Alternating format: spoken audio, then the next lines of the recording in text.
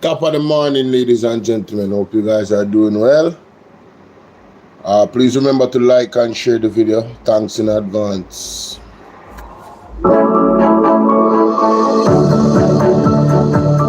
Each year, we come together on Labor Day to honor the dignity of work, the resilience of our people, and the enduring spirit that has always defined us as Jamaican people.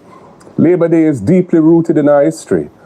It takes us back to 1938, when ordinary men and women across Jamaica rose up against injustice, demanding fair wages, better working conditions, and dignity as Jamaicans. Those events transformed our country, strengthened the voice of the working class, giving impetus to political organization, and setting Jamaica on the path towards self-government and political independence. Over the years, Labor Day has evolved into a day both of remembrance and of putting words into action.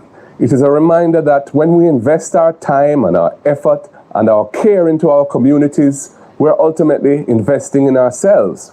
The community of action for the land that sustains us strengthens the very foundation on which our nation stands. In more practical terms, it is about stepping out in our communities, rolling up our sleeves, and putting in some voluntary work to make things around us a bit better.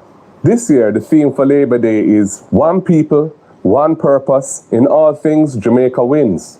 That theme is a powerful reminder that our greatest achievements as a nation have always come when we stand together, united in purpose, committed to progress, and determined to bring a better future for all, with no one being left behind. Across this land today, Jamaicans will gather to clean, to paint, to build, to repair, and generally to uplift their surroundings. In doing so, we demonstrate that nation building is not the responsibility of the state alone. It is a shared duty and the mission of all of us. As we commemorate Labor Day, we must also speak honestly about the present moment. Across our country, too many hard-working Jamaicans are feeling the strain. Many families still have not recovered from last October's terrible hurricane. Many are still living under leaky blue tarpaulins, and each shower of rain is a torment for them. With war and international aggression far and near, the rising cost of living is a heavy burden on families. Many workers are struggling to make ends meet. Young people, educated and ambitious, are searching for meaningful opportunities to thrive here at home rather than abroad, but are too often left disappointed. Labor Day demands reflection and action.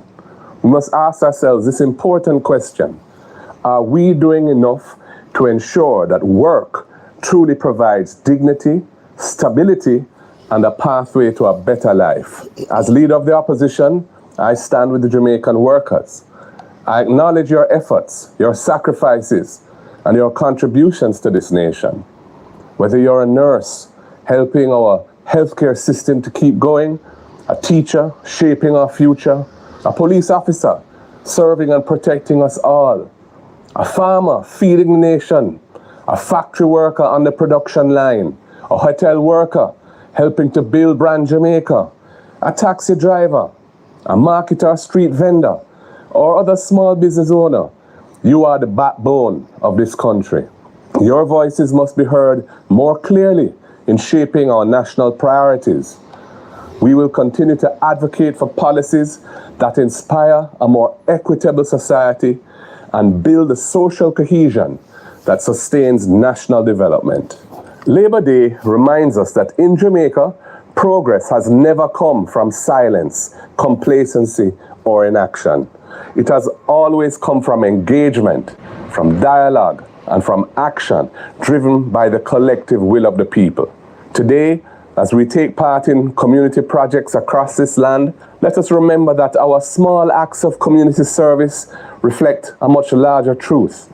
If history has taught us anything from 1938 to today, it is that when Jamaicans stand together, we can overcome any challenge. When we work together, when we care for each other, when we respect the value of each other's contributions, and when we act with collective purpose, we strengthen our communities and we build a greater nation.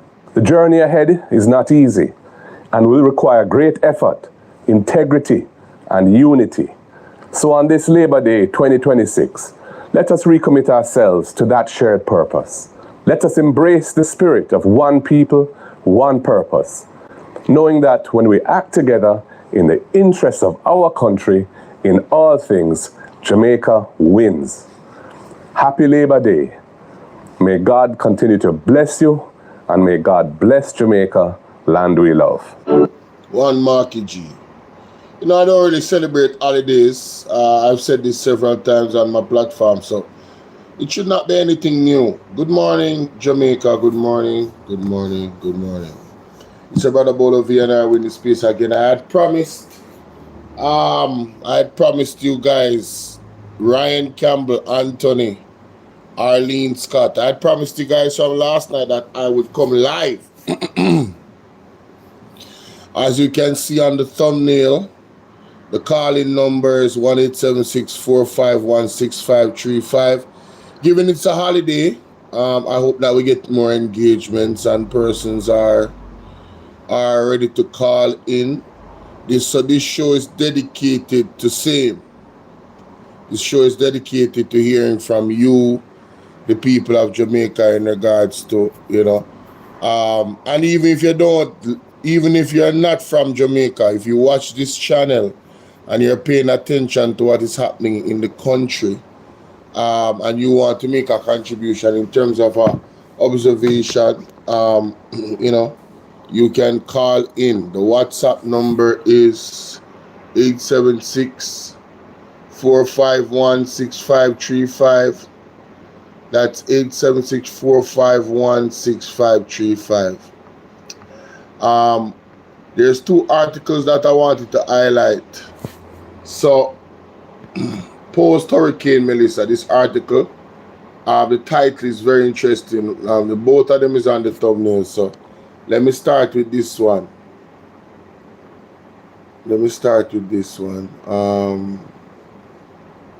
Oh, wow. Yes, here it is. Sports. Raiders. Updated one. The boys are now the breadwinners. Hurricane Melissa aftermath pushing students from classrooms into workforce. Let me just do this. Let me make it official, guys. You know what I mean? I just thought about that. What is this? Oh. Yes, let's make it official.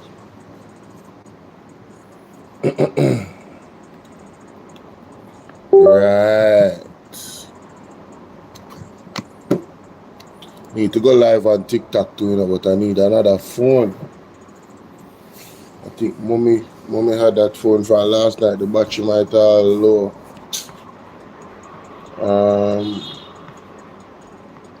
Phone will take some time for charge, Alright, so ladies and gentlemen, top of the morning, it's your brother Bolo and I want to explore this article real quick. Please remember to like and share the video. Do not keep this to yourself.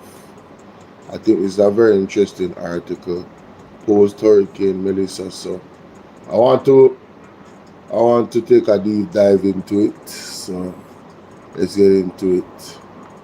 The boys are now the breadwinners. Hurricane Melissa aftermath, pushing students from classroom into workplace. Crime, says administrators. Listen to this.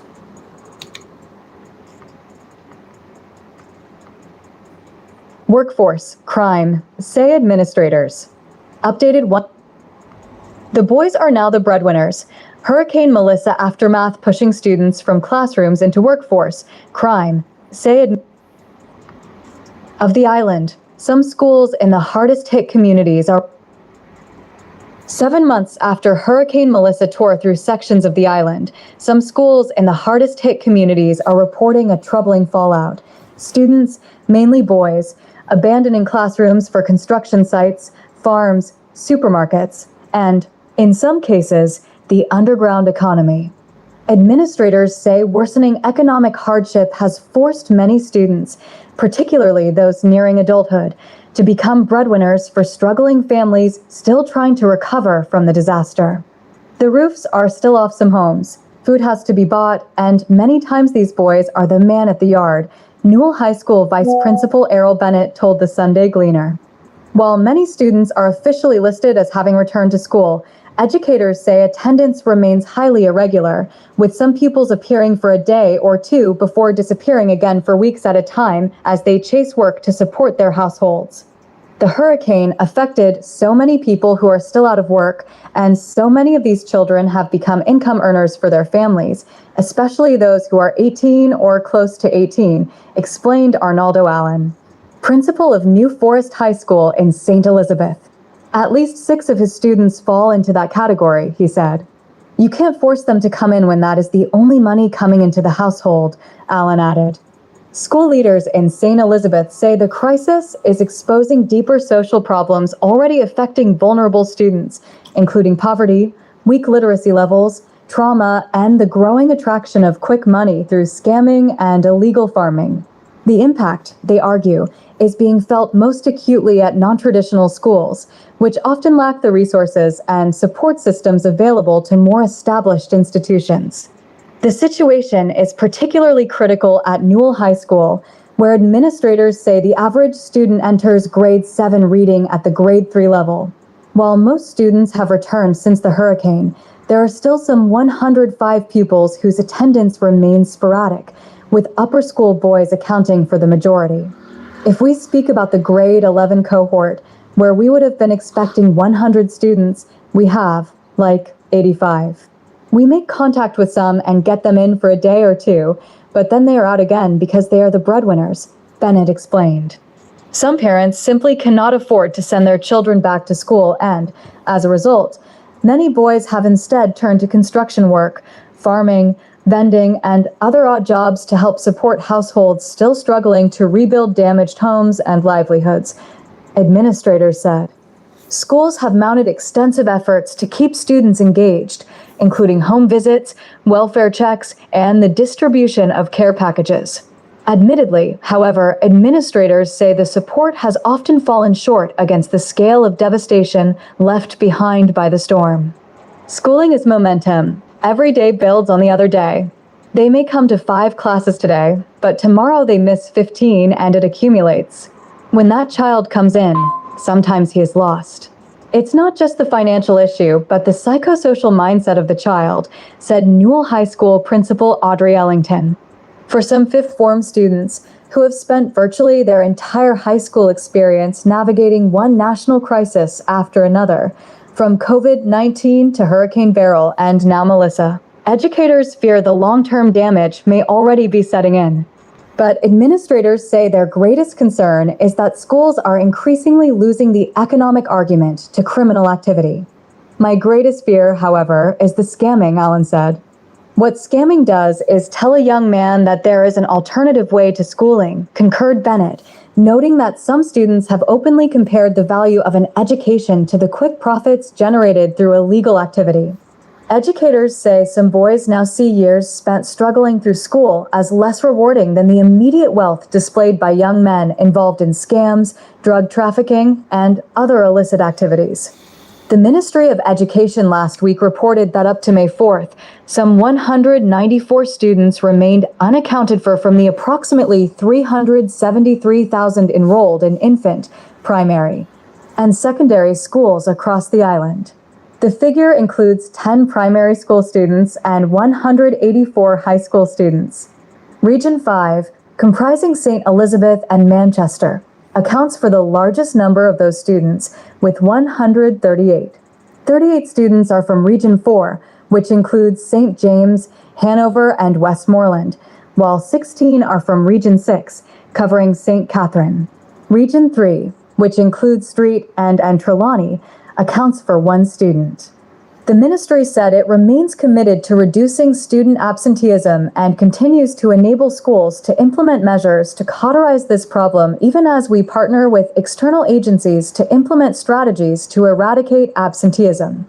Head of the St. Elizabeth Police Division, Superintendent Coleridge Minto, said that while there was no data supporting claims of organized child labor or criminal recruitment, authorities remained concerned about the number of students still outside the school system. But we do know that some students have not returned. About 2 or 3 months ago, we were seeing about 400 absent students at that time. Since then, we have been working with schools and have seen some students who were absent have returned, Minto said. Stuart Jacobs, president of the National Parent-Teacher Association of Jamaica, argued that the country may now have to rethink how it reaches students who have already drifted toward the workforce. It's all about what we do. Do we try to force them back into school, or do we let them work on the construction site and at the same time educate and certify them as construction workers? Jacobs asked. Still, he warned that vulnerable... I like that suggestion. Right? Balance the thing. You know, get them some level 3, level 4 certification in whatever area that they are actually working and doing a legal job. There's a deeper rooted issue here that I will comment on after the article is done. But that right there, having them being certified while working, so educating while earning an income, I like that. Vulnerable students left outside the formal school system could easily become targets for gangs and organized crime. The gangs are always recruiting, and the fact that the kids are not in school and working in certain industries means there is downtime in those industries, and the devil finds work for idle hands, Jacobs cautioned. The conversation in this country has to be, how can we increase these students' interest in education? One administrator said. Can we restore the value of education to youth, especially our boys, to let them know that education actually pays? Corey.Robinson at gleanerjm.com. Measures the Ministry of Education says it has taken to combat absenteeism. Asterisk weekly attendance tracking. Schools required to submit weekly attendance data. Asterisk home visits by principals, guidance counselors, and deans of discipline to ascertain reasons for absenteeism and account for students who migrated to other regions/countries or transferred to other schools. Asterisk home visits are also done by parent mentors of the NPSC who offer psychosocial first aid to parents and guide them in accessing support to address their predominant needs. Asterisk media appeals done to involve local communities to assist in the return of students to schools. Asterisk increased access to psychosocial support services for students and parents. Asterisk interagency support for vulnerable families to create a semblance of normalcy. Asterisk the regions have all reported unaccounted for students to the CPFSA with the remit to investigate and enforce the law. So, there you have it, ladies and gentlemen. We have a crisis after the crisis, post-Hurricane Melissa. And you know, one of the statements that I've heard Andrew Jones come out and speak about is that, you know, these young men that take up a gun instead of taking up a book or turn scammer and all of that.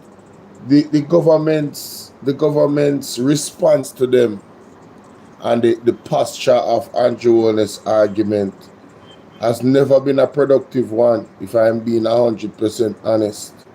You know, it's more about extermination and removal rather than actually rehabilitation. Yeah, man, it's just, oh, you chose to take up the a life of crime, then, you know, whatever happens to you. When really and truly the system did not make enough effort to you know, make these young men, especially young men, are affected in these situations. For the young ladies, you know, unfortunately, it's more along the line of drug abuse and prostitution in a lot of cases. You understand? And some of these parents too as well. You know, they need to go repent, they need Jesus. because they literally have their young daughters, selling their bodies to men so that they can actually get funding to take care of the household. It's a nasty cycle, ladies and gentlemen. A very, very nasty cycle. So this is very concerning. That's why when I saw the title of the article, I said, whoa, instead of going to school, young men, parents pretty much is, pushing them out there to go and work. And, seeking money now can also have them being led into crime, because supply and demand, demand is for money, and then the opportunities that would present itself for them to get the money is not always the best options. Separate and apart from that, ladies and gentlemen, another article here that I found quite interesting is this one. Let's read. In focus, May 17th, Jaleel Dabdob Jamaica's struggle for democratic balance. Updated May 17th, 2026, 4-minute read.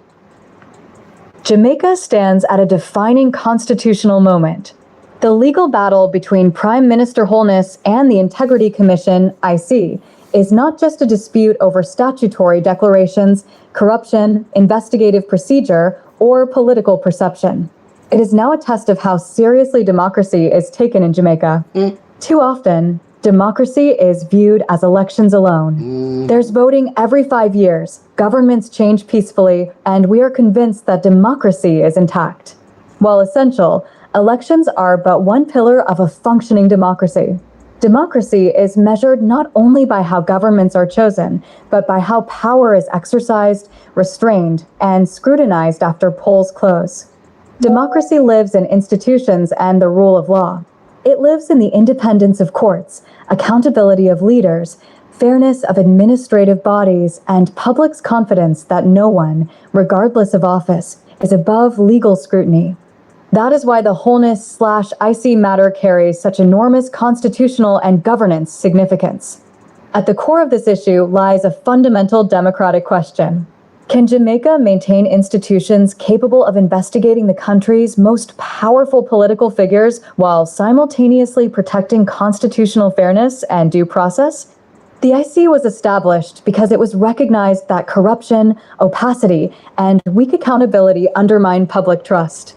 Parliament did not create the commission as some ceremonial body. The IC was designed as a constitutional safeguard, an institution empowered to scrutinize declarations, investigate irregularities, and ensure integrity in public life. Let's pause there. The IC was established because it was recognized that corruption, opacity, and weak accountability undermine public trust. Right? I want you guys to think about that, because the weakening of the IC is a spit in the face of the recognition that corruption is stinking the country, that accountability is weak and opacity, right? And now, they wonder why we live in a low trust environment when the government actively does everything in its power to weaken that trust level. It's time for them to look at the man in the mirror, ladies and gentlemen. They are the problem. They are the actual problem. Right? Let's continue. Life. Democracy requires balance. Oversight institutions must themselves remain accountable to law, and investigative power cannot be unchecked power. Constitutional democracy demands procedural fairness, legal restraint, and judicial oversight. Entitled to challenge. That is why PM Holness is entitled to challenge the IC before the courts. His right to judicial review is an exercise of democracy.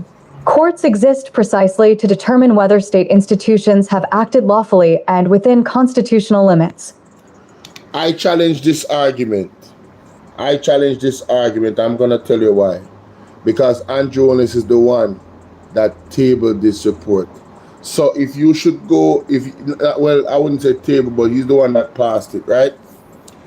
Floyd Shaw, good morning. If you should go to Hansard and you should check the debate and discussion surrounding the actual passing of this particular act, the Integrity Commission Act, they were well aware of the gaps that was in the Integrity Commission Act.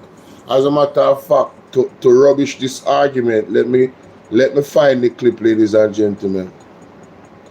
Let me just rubbish this argument real quick, because it appears as if this particular editor or writer for this article is biased towards Andrew Holness. Andrew Holness is not just challenging challenging the body. The context does matter at the end of the day. It's not like Andrew Holness was not there when it was being discussed. As a lawmaker, why did you pass a law that now you are saying is violating your constitutional rights, right? According to you in your court order, why would you pass a law like that? And then again, when I look at it, your government was trying to pass the needs that was highly unconstitutional, and hear the hypocrisy now. Hear the hypocrisy now of this same government telling this same leader, saying to people that yes, this particular investigation violates my constitutional right. That is my belief. As rubbish as it sounds, the fact that he pulled the trigger to actually remove illicit enrichment, that's not democracy. That's not accountability. That's not being transparent. That's you wanting to hide things as a public officer. I say to these politicians, if you do not want the responsibility of being in public office, do not sign up for the job. If you do not want to be, and remember guys, this is soon come to Avenue. Oh no, I went on the wrong playlist. I was like, wait a minute. I need the evidence playlist. That's what I need. Oh, here it is. Wonderful. I have to go to Andrew Holness' speech because this is absolutely ridiculous. What I just read in this article. Absolutely ridiculous. It's wild, man. Where is it? Somewhere around this part right here. Everything he does, like he contradicts himself so bad. It's terrible.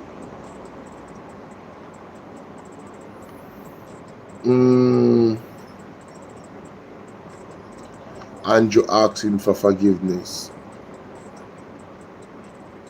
from the born and the unborn. What a thing. What him and his wife do so in God? That's the $1 million question. What him and his wife do so? Okay. Here it is. Wonderful. Here it is. We got it. We got Georgia. Good morning. Jasmine, how you doing? How you doing, Jasmine? They will be paid. Ease out. Jasmine said, Bolo, I told you that long time ago. Nobody believed me. I repeat it. Jamaica is under dictatorship and he will never leave office. Well, as long as God allow him to stay there, man, stay there. But him time up still. Environment. How we maintain our environment. How we conduct the regular maintenance.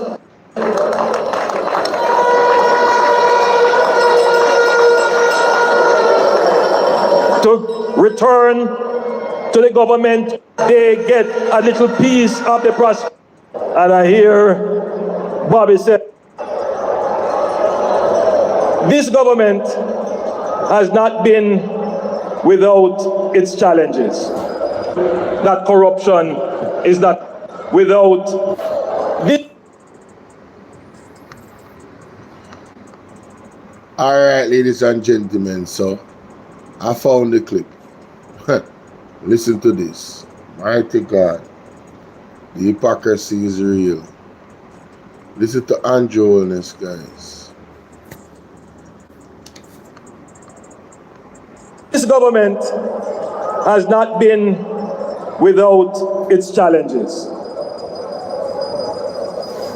I couldn't leave this stage without saying to you that corruption is not an issue that occupies the front of my mind. I couldn't leave here today and say to you that we still need to tighten up on the new anti-corruption systems and framework that is in place. In a sense, if you were to compare Jamaica to all the other countries in the Caribbean, our framework for anti-corruption would be the most advanced. Pause right there, ladies and gentlemen. Two things that are significant in that statement. One, he recognized that the framework of the anti-corruption agency needs to tighten up. What's important is the date and time in which that this statement was made. This was 2019, we're now in 2025. And of course, the other thing that is significant about what he said was when you compare it to the region in the Caribbean, it was the most advanced. Now, the question is, why is this Prime Minister, why has he taken the Integrity Commission to court to remove the most important part of the Integrity Commission, which is the investigating into illicit enrichment, where people, because of the low trust environment, do not have faith in the government consistently, to the point where elections have been the lowest turnout under this particular government in the last 2 terms. Why is all of that happening?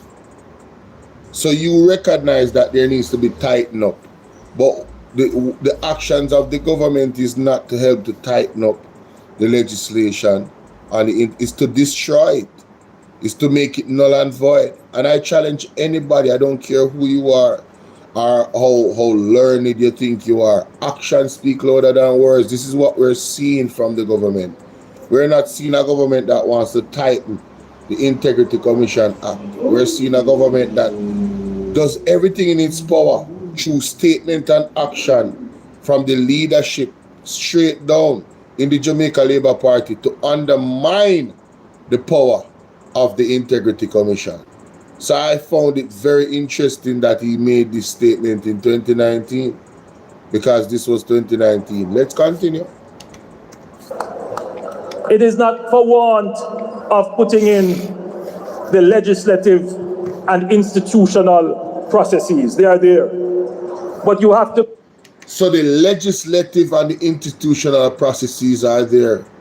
It's not a want of it. He's telling you he's giving the Integrity Commission props in Jamaica. But little did he know that his statutory declaration after this couldn't be certified, and now he is the #1 enemy of the Integrity Commission and its function. Mighty God. Bear in mind that we are also very new on the scale of dealing with anti-corruption issues. So there is a learning curve that we are going through. What is important is that the government supports the development of the institution so it can accelerate very quickly on that learning curve and provide the resources. So instead of telling you... So where is this support from the government to help the Integrity Commission to accelerate very quickly on the learning curve? Yo, man, yeah, man, these people are funny, you know? That they can move very quickly on the learning curve. the development of the institution so it can accelerate very quickly on that learning curve and provide the resources so that they can move very quickly on the learning curve, and that the government does not intervene or interfere. And that message goes to the opposition as well. Leave the anti-corruption and policing agencies to do their jobs. You know what was hilarious in this clip, outside of the hypocrisy that is quite clear now of Andrew Holness? It was Desmond McKenzie in the background clapping.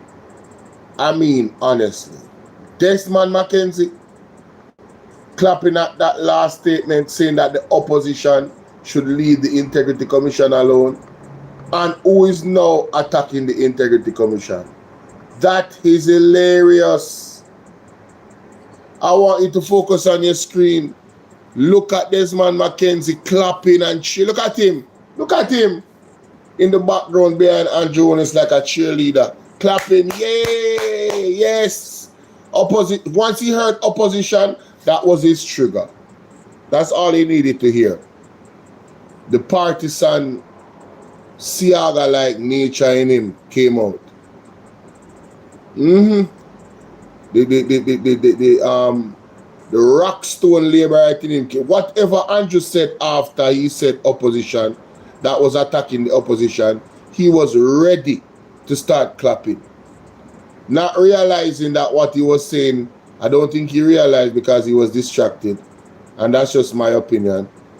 That the man was talking about leaving the anti-corruption agency alone. This is the same government that have many senior members attacking the Integrity Commission since Andrew Holness' Integrity Commission report came out. Now, according to the labor rights, the Integrity Commission is public enemy number one because there's several of them under investigation. Why do you think the FLA report? They don't want to table it.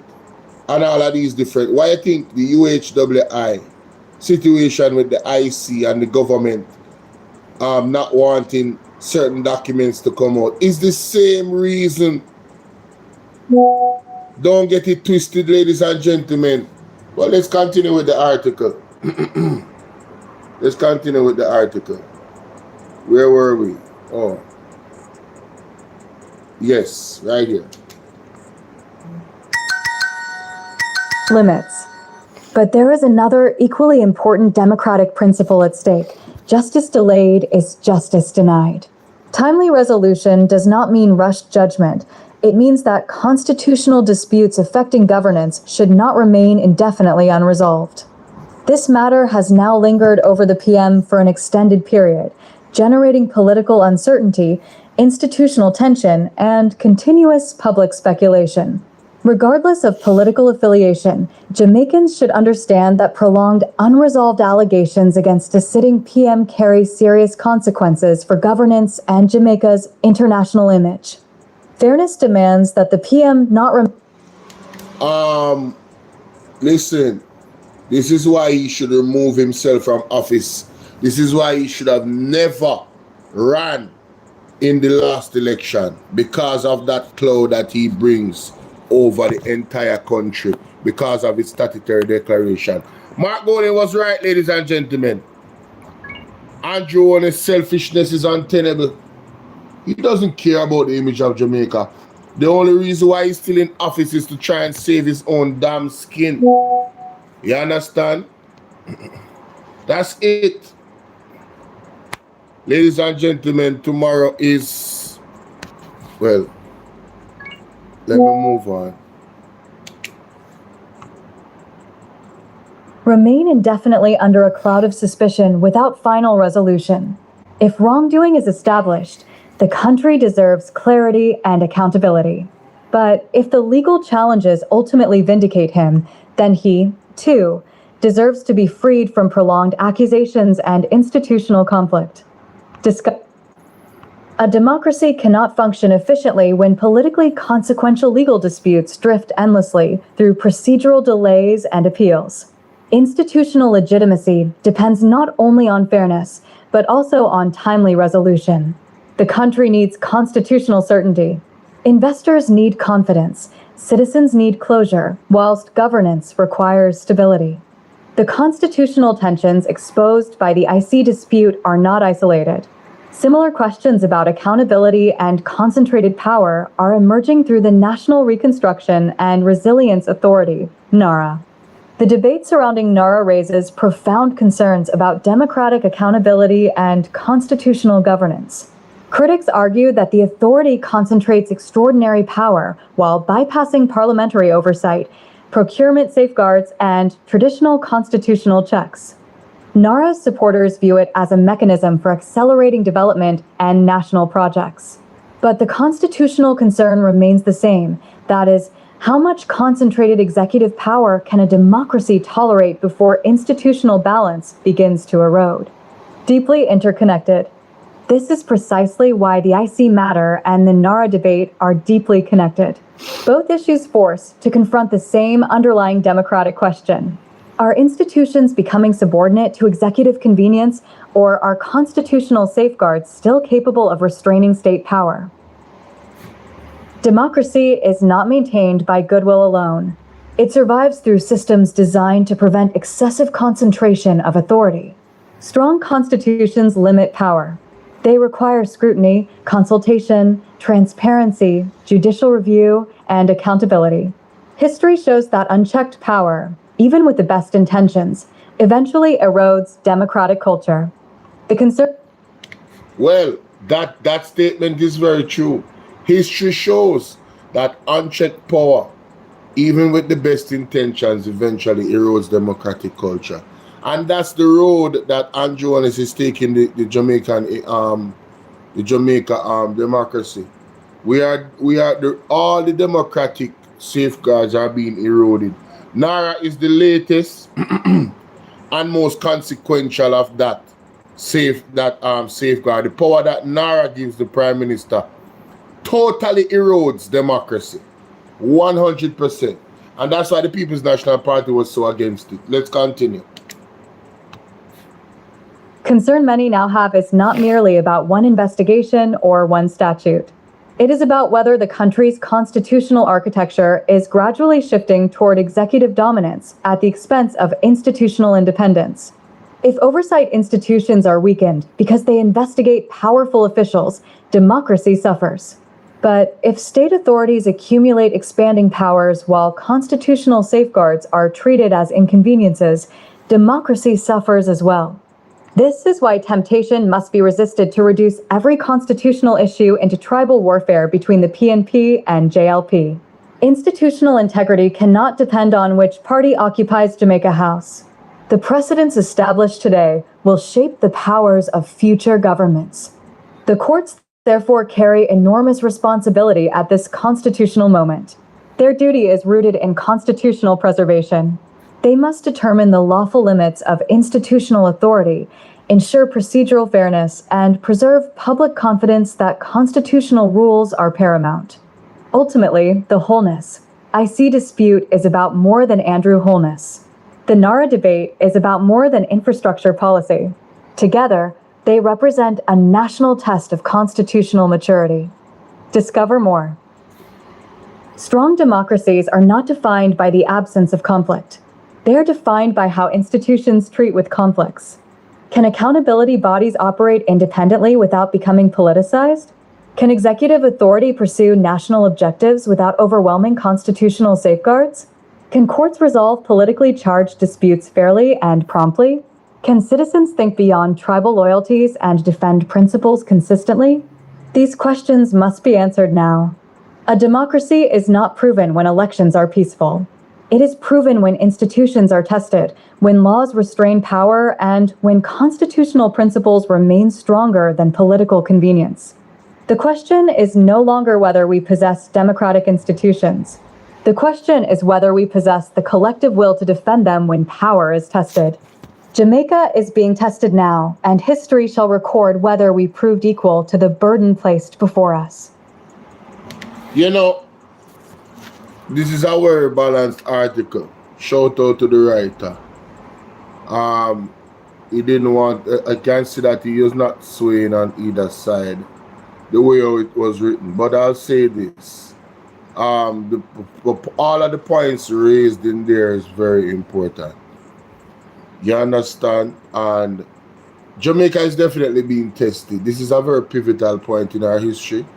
And if we are not careful, this government will totally erode and destroy any fabric of democracy that is left. Even the Naira bill, the fact that the opposition would get one person, I like an olive branch to say, we just want to make it seem as if this is a process that involves or invites, at a minimum, what the People's National Party as the opposition can actually oversee in regards to the Naira situation. So they have done everything in their power to hide or diminish the power of the opposition, to hold the government accountable as an opposition is the watchdog for the nation. Any opposition, that is their job. Their job is to raise issues. And something as big as Naira, you know what I mean? Hey, man, if the Jamaican people don't wake up, man, by the time they are woken up, it's going to be too late. It's going to be too late. It is what it is. But let me know what you guys think in the comment section for that one, ladies and gentlemen, all right? Let me know.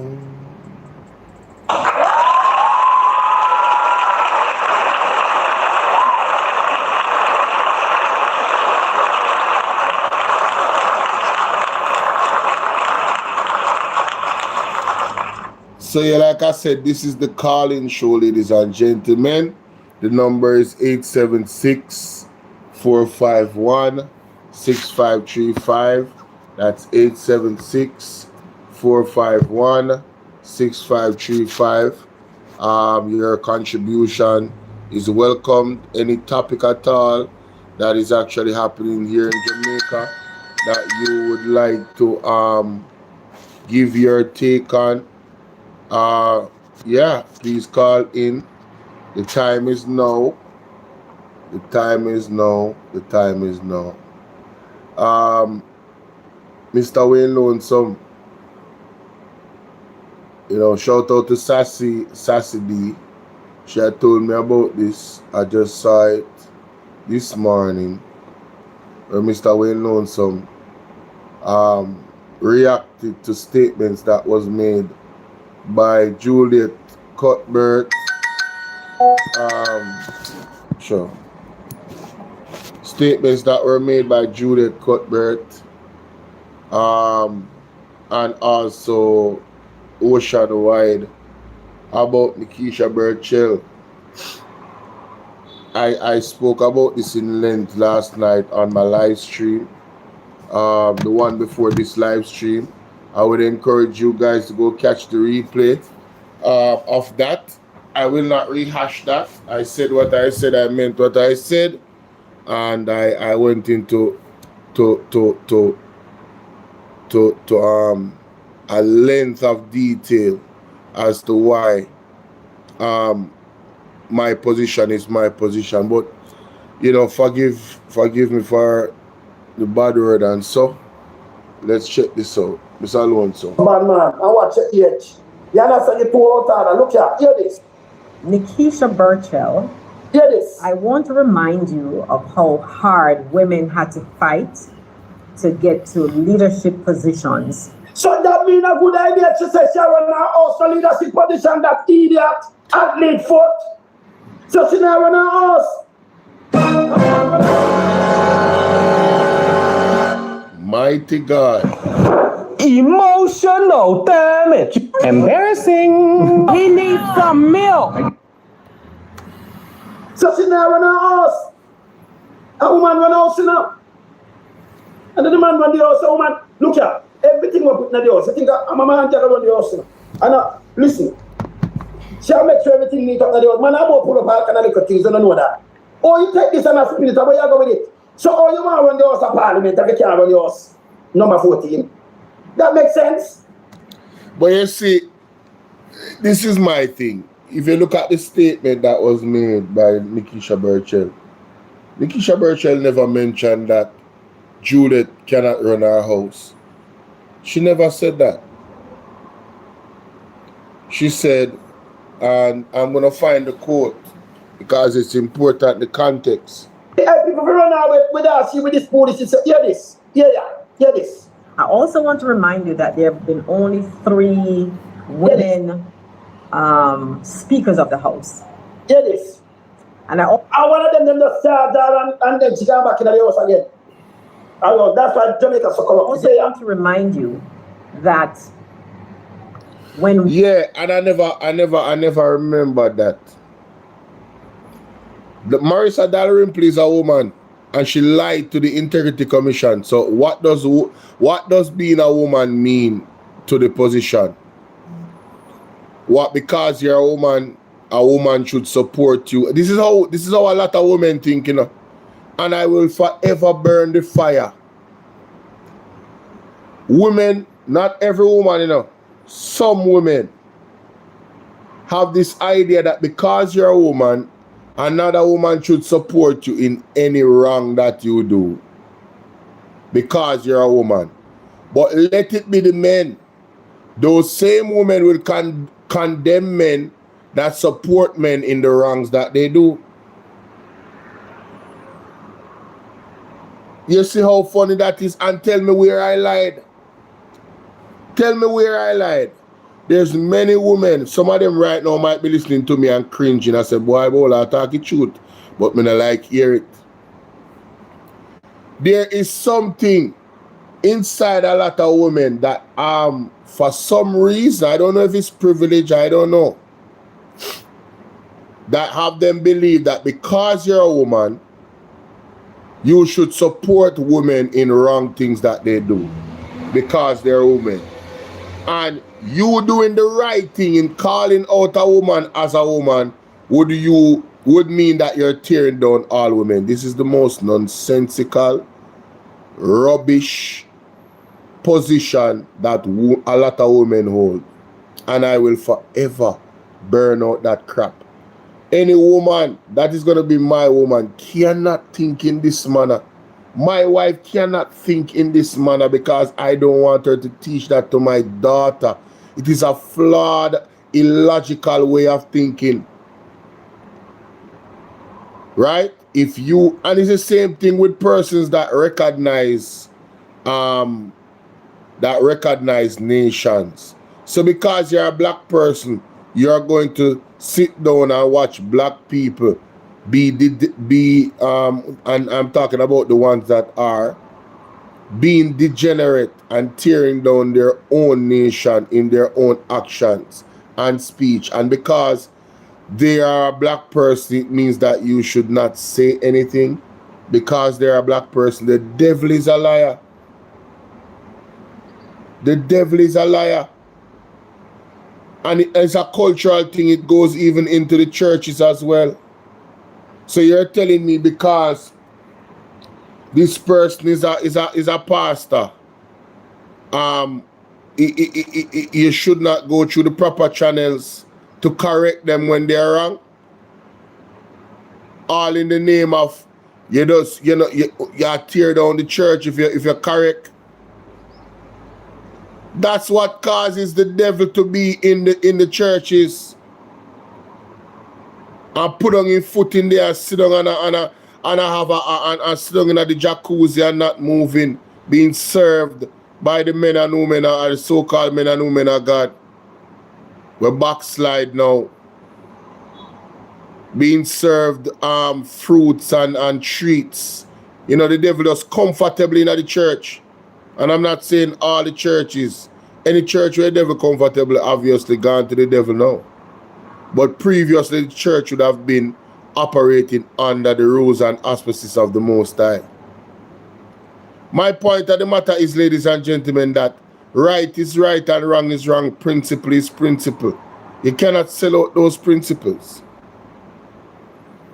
That is just the bottom line of it all. Not because you're a woman and is a woman and a woman. Not because it's a man and a man, not because it's a religious person or a race and race. Call out the foolishness. Wrong is wrong. The truth shall set you free. Women assert themselves. They are or should not be seen as bullies. They should not be seen as controlling. Women that assert themselves should not be seen as bullies. I've never heard such nonsense in my life. You know, it really bothers me, like it does. I hearing it again, I'm out to go off on a rant again. If you're a bully, you're a bully. It don't matter if you're a man or a woman. Your sex, your sexual orientation or your sex does not matter. It doesn't. I need that book of fuck off, you piece of shit. If you can both you insert yourself, if you're a bully, you're a bully. Woman, if you're a bully, you're a bully. He's a piece of shit too. You can make you come up with some shit thing. That about white man and I can use a piece of shit. That is funny, honey. You are the that's why I say brother, right people. I can't match that about white man and shit. She did the part I do, you know. This piece of garbage in front of me. And I talk about when you insert, say you must see as bully. You have man a bully. And that's the truth. You have man a bully. And that's the truth. What the fuck you talking about? That's the bottom line of it all. You have men that are bully and you have women that are bully. It is what it is, bro. It is what it is. What kind of stupid argument is somebody call up this foolishness, man? This makes sense? No. I'm saying the actor post run out with the same thing. Hear this. What they're doing is they are leaders. Yeah, they're leaders. They're showing their leadership. So what if they're showing leadership and she says I shall lead her house, all that blast. So all this the argument. So if you can lead your house or you want to come lead your house, come this and disrespect big people. Yes. Shut off all my on your opposition leader. Yes. Talk and sorry. You talk about leadership. She can't lead her people them in her strong arms. Or you come and disrespect big people. Here are MPs to get up and say, listen, you're not my mother, you can't talk to me that way. Yes, Dr. Dayton Campbell, who remember? Talk truth, Mr. Lonesome. Talk truth. What happened to her? Nikki said that I run them away. Run them away. Yes, James, I talk about them. Andrew come out and near people and say, big one, Andrew. She not easy. Yeah. Just like when a man, is showing leadership, you say they're strong. And yes. Yeah, bully. She talk about man as show leadership. Listen, she has number 14 as show leadership. A bullyism, she depend. She disrespect people. Yeah. That is not leadership. That's right. It's a balance. That's right. And then she's likening men showing leadership to them being bullies. Man, this lady, this is such an idiotic argument. Like, and she's disrespecting all well-thinking men and all well-thinking persons, as a matter of fact. This is disrespectful, you know. This video that she put out, you know. Right? And shout out to Perry in Christ, because Perry said, listen, I mean, where you did a 5-minute video about all of this, but we have not heard you talk about the majority of issues that is plaguing the nation right now. The underspent money, right? The fact that young people are being unalived by the police. You run out to defend Juliet Onus when they were, and your premise of your argument was also flawed because she lied on Nikisha Burchell, you know. She lied on Nikisha Burchell. The statement that Nikisha Burchell said is not what she's addressing. She's saying something totally different. Stop this kind of shit. You understand? Morning. What you say, yes or no? But for a while, man. Get this. He's asserting themselves, but somehow when a female does it, or when the party that's in power with the woman as a speaker does it, somehow she's seen as something else, and you went below the belt. You went. Why waste another summer not long? She didn't go below no belt. That is a goddamn lie. Not no go so. Nikisha Burchell did not go below no belt. But if below belt are nasty, at first, every woman of them run them house. The woman that we know, my mother used to run the house, you know. And my father run the house. My father go work and think my mother run the house. I don't want to take care of the kids. I don't want them, the most of them things to make sure the youth them are right. But she talks are nasty. Hear this. By stating that she's controlling our household. People, any woman here say, "Una controlling the household, una not controlling the household." Let me just ask you in a real life now. Nikki just say, number 14 control her household. And she control her household. But that's the problem though, Miss Lonesome. She didn't say that. That enough people are miss. Nikisha Burchell did not say that Juliet Owens control her household. So when we go to Diane Jackson Miller page, because she put up the quote, right? And I'm very disappointed in Diane Jackson Miller. It sound like a script was sent to the media houses. See that? I'm gonna screenshot it so we can have it. Right? This is the statement made by Nikisha Burchell on the podcast The Fix. It says, "I just think the speaker, she likes to be in control. And that kind of control you can get away with in a marriage if you want to control your husband, for example. Right? You can't control grown people sent to parliament to represent their people. There is disorder and disrespect, but then there is also control, because it's not a school. It's not a school mistress and a school mom is a basic school." That's the quote. Where in this did Nikisha Burchell say that Juliet Owens control her yard? Let me read the first part again for context, for those that didn't hear it. Good morning, TikTok, good morning. Let me read it again. "I think the speaker, she likes to be in control. And that kind of control that you get away with in a marriage, right? If you want to control your husband." At no point did she say that she control. It's definitely a distraction. How you doing, bro, Warren? But we now make them comfy, the Sylvan F big up. We now make them comfy. Nikisha Burchell, you know, the queen of the south, you know. It will not happen. Not under my watch. They must go away. Run them way. Georgia big up. Right? All JLP is evil personified. Mighty God. Bramwell Warren, big up. Right?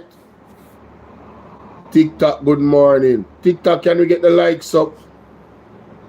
We could get the likes up, man. Let's get the likes up.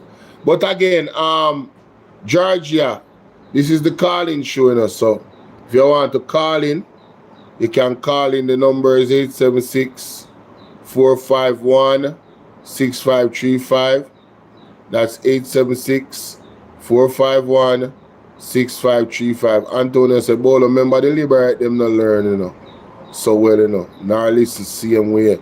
Dayton Campbell fix Nesta Morgan business." Yes. You remember the 14 minutes left on Dr. Dayton Campbell's watch? And the speaker was telling him that he should wrap up now. That Amy said them bias ever exposed, you know. God not like ugly, man. God not like ugly at all.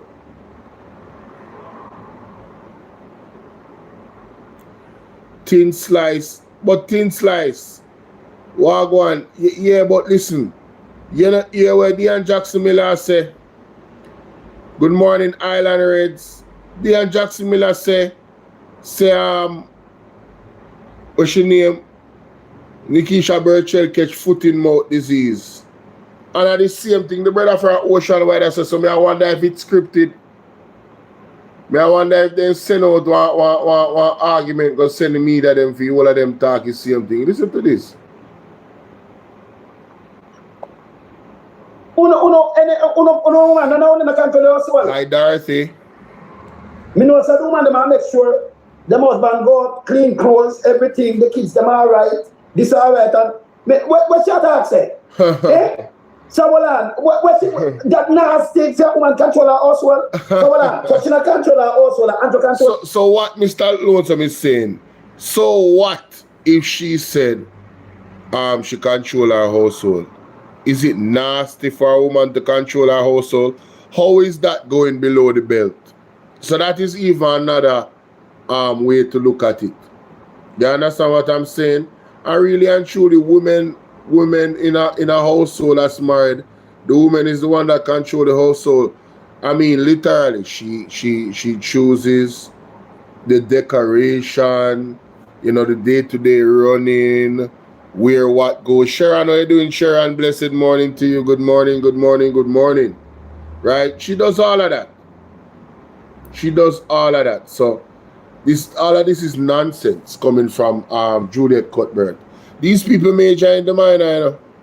What she should come out here and talk about on behalf of women, since you want to talk about women, how come she don't come out defending the fact that the police them are unalive innocent women in these streets? Oh, she's so quiet. You see these people expose themselves on a daily basis, you know? On a daily basis. So what's about control in the house tongue this about? That makes sense? Eh? But them I say I saw and I run out with this nasty and low belt. You fucking don't say idiot. I'm at a move in front of me, you piece of shit. This is what them do and spin things. And you know, tapos you run out. Hear this. You don't know where the mama get them secrets of your family now. That is funny, honey. You know what is unfortunate, listeners and viewers? That if the speaker were a man, you know what saw them sound? You know, look at the thinking actor posse. I'm around 15 legs. And I 8 or 10, I'm around 15 legs. You know, look at the thinking actor posse now. Hear this, hear this. it's unfortunate that this is a woman who is saying this. If the speaker were a man, Nikisha Burchell would not say those things about. Rubbish. We run with blouse and skirt sitting there, my boy, there all the while. E-right clock. Rubbish. As much as how Mr. Finch now and better speaker. All him me run with too. Rubbish him attack. When them are the wrong thing, we run them with Jamaica. We no business about no man or no woman. Michael, big up yourself.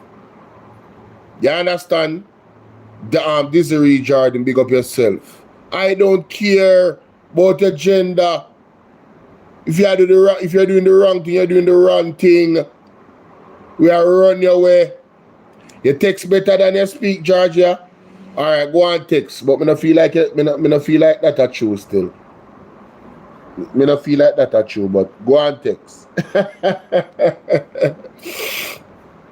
Sister, you run your household? What the fuck is this? Woman run household, you piece of shit, yo. In a Jamaica, some man go run bar. And them go work. You come see place clean and tidy and everything. What happened to this garbage? Where am I say? Where did I say? Madness, bro. Madness. Already have a T-tag for your view. Total madness.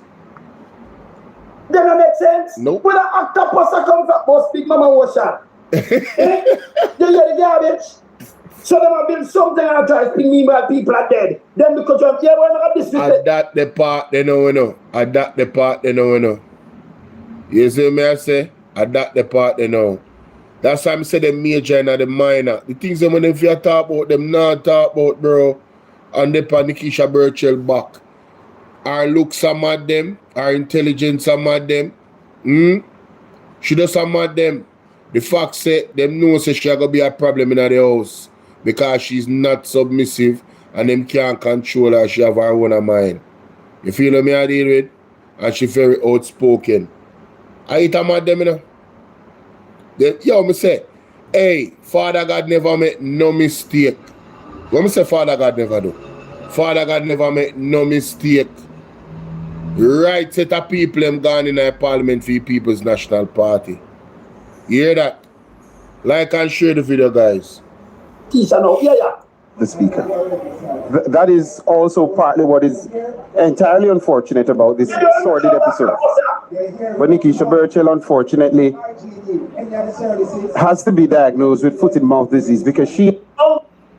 So, that part that really hit me. I'm going to tell you why. Listen to this. But grown people sent to Parliament to walk it back. You need fair. And she's one of the younger MPs that they... But honestly, it looked like she got sit down on the PNP side of the house and she catch foot in mouth disease, which some of them have. So is this a media thing? Is it a media thing where that foot in mouth disease argument is something that they use all the time? Or it is scripted? Why would Dean Jackson Miller and this man say the same thing? Has to be diagnosed with foot and mouth disease because she... I wonder who said it first. Was it Dean Jackson Miller who said it first? Sydney in the building. Right, a long time. Let's see Sydney, you know. Sydney, where I deal with. My check, Sydney in the building. Yeah, man. What go on, Sydney? Yeah, man. Morning, people, morning, sir. Morning. Talk up the things then, my boss. People in my ear, talk up the things then. Yeah, man, I said, when she come talk, they want somebody to sit down in the silent and not open their mouth, but as you talk now, you have foot and mouth disease. You never have lack of mouth and sit down disease, though. Yes. They like lack of mouth and sit down disease. But they don't like the foot and mouth one know what you're talking, you know? Yeah, man, I must that. You know, see, they feel about cockroach. Mighty God. Cockroach, they go spoil. And that don't no favor. Look for you know what about me? You know what about me? Me not got this Dean Jackson Miller, you know. I'm very disappointed. Me personally, me not got this her, but me disappointed. I'm going to tell you why. I did not hear her demand the Speaker of the House apologize to Dr. Angela Brown-Burke for that nasty way she dealt with her and spoke to her in the Parliament. I did not hear it. If she said it, I never hear it. And if me hear she say it, I will walk that back. But that's what disappointed me. If you're going to talk about women, right, and you're going to put on the stance of women, that is your argument, then you need to be fair. The Speaker of the House act like a Virago and a Jezebel, right? And she needs to apologize to Dr. Angela Brown-Burke, and she didn't apologize. She was wrong and strong and come in Parliament and read out big speech. And when Miss Angela Brown-Burke was supposed to do her debate, she wasn't there. Let me tell you something, man. I see when me vex and me talk. Come like somebody not look after themselves good when they come to Parliament. Yeah. Yeah, some people don't look after themselves good and when they come to Parliament and see people dress good and because they when come out and talk about she was a dress code, all of a sudden dress code, all of a sudden this and big bottom and so left her go look after themselves good man don't come and speak. Hold on. Where are you? Go ahead, Sydney. Go ahead. Keep talking. Go ahead, Sydney. Go ahead. Yeah, man. You can't look after yourself before you come to Parliament. You better go your bed. People come and address. You better go your bed, boy. They are Tuesday. You don't get jealous and talk far. See? You man have a right. You man have a right because nobody knows. Look here. Our workplace, you know there. Whether she first time or she 50 times, you will only at the same workplace. And they will only do the visit to do the job to look about the people from the consistency and the consistent and the country. And that will look at the fact. So if you do something and you know right, you have a right to talk. You can't tell me through me a first time you must wait for you. Who is you? Eh? The people put me to do the work. But they're on the live right now, still, You yeah? you coming like one slug at football. I'm on the live right now. If you go to check what promote and this. No, man, you're good, man. Remember, say me answer, you're good, man. We just have to tell us about to go. I'm going right. You Just have to So what? Why you want to do the 12th time and you know, she not be chat. If we just sit down and observe. Yeah, man. And when she go back, what tell her people, what she go tell them? All right. Try first time. Later, baby. Be safe. So you do the work. All right. So when nobody come price when you want to talk about disease. Yeah, I mean, no say you're a more clean. So somebody want to talk about disease. I could not do them more for them more clean. So you must have foot and mouth. But listen. It is fake outrage as far as I am concerned, you know. And that really bother me, you know, because what they're saying that Nikisha Burchell said, she didn't say. Deanne Jackson Miller, the only person who put up what she said and reacted to it. And I just disagree with Deanne Jackson Miller, and I'm disappointed in her, like I said. Right? But the other rest of them we attack off them mouth, like Juliet Cuthbert. She out her because she tell lie upon her, you know. Juliet Cuthbert literally lied on Nikisha Burchell, you know. And she lied upon her several times upon the audio. And I go play it. If you have belly, I go play it. I find me. I go to Perry Cummings Jr. And when I go hear what she say. Right? Perry Jr. have it upon him something and he do a reaction to it. Eh? Yeah. Yeah, man. Go and talk, man. Go and talk. Let me tell you something, man. Mm-hmm. Juliet Cuthbert, I better you stop talking. Because you're more foul mouth you have come here, so when you're hungry, you're people. Sure. You think if you're doing so you're hungry, so you could have survived in there. Sure. Yeah, you're telling people some dirty bad word, and if them are healthy, and then you call this and everything. Sure. So it goes to show. You know, that's go like you're nice. Yes. Go like you're nice. I mean, a fool. I will know you're from jungle, you know. A jungle, you come from Cuthbert. Mighty God. Oh, that's why I didn't say you're mad trash. I will know you a long time. And you come now, come to table class, I come from this class, I come from table class. You know, go run off your mouth, so I will know you. You're in a big thing. You don't know what I could not go on, so we don't see fool because she didn't want to know we might sell out and raise our money and ray. Remember where you come from? Listen to this now. Somebody comment and say, first of all, Deanne misinterpreted what Burchell said. Burchell said the Speaker of the House acts like a controlling wife. No, disagree.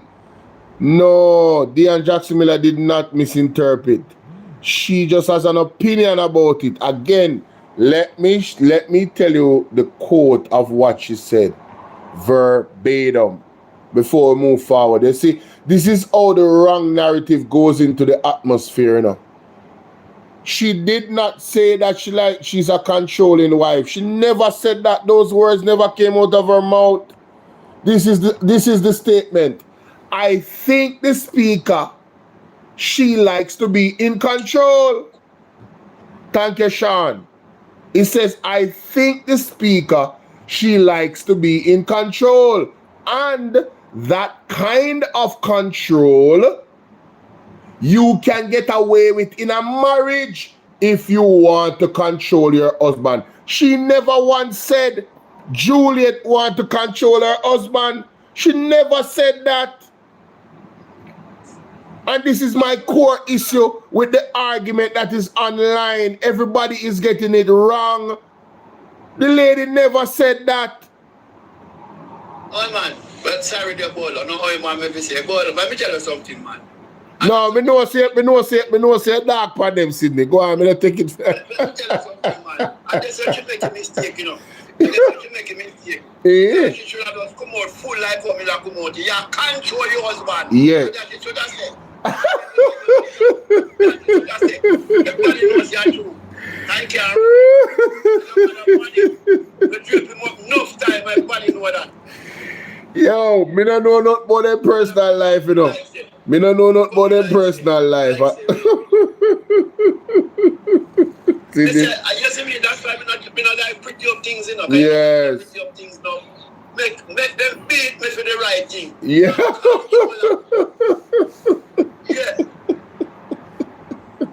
two in a parliament. You know, see the one who Oh my God. shut out the people them. No, sir. Yes. My goodness.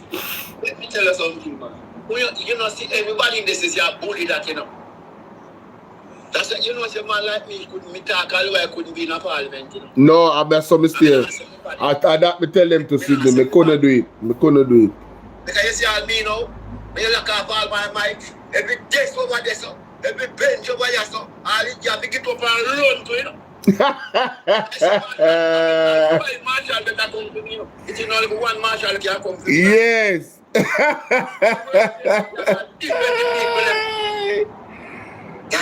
Oh my God.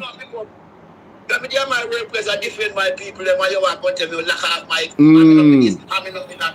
And I treat them, they defend. When you see this a fly, and table a fly. One Maxwell, big up. Yes. Yes. Me not gonna do that still. Me not going at the ray, but my freedom of speech have to exercise. You can't lock off the mic. Me gonna elevate my voice. You remember good. Yeah, it not gonna work. You not shut me down. Because shutting me down is shutting down a whole constituency and a whole people when me represent. You see me, David? Sit and come behind your word, my brother. Sit and come behind your word. Oh, if you promote me, you look at it. When one Minton said, don't you dare turn off my mic, you know? Don't turn off my mic again.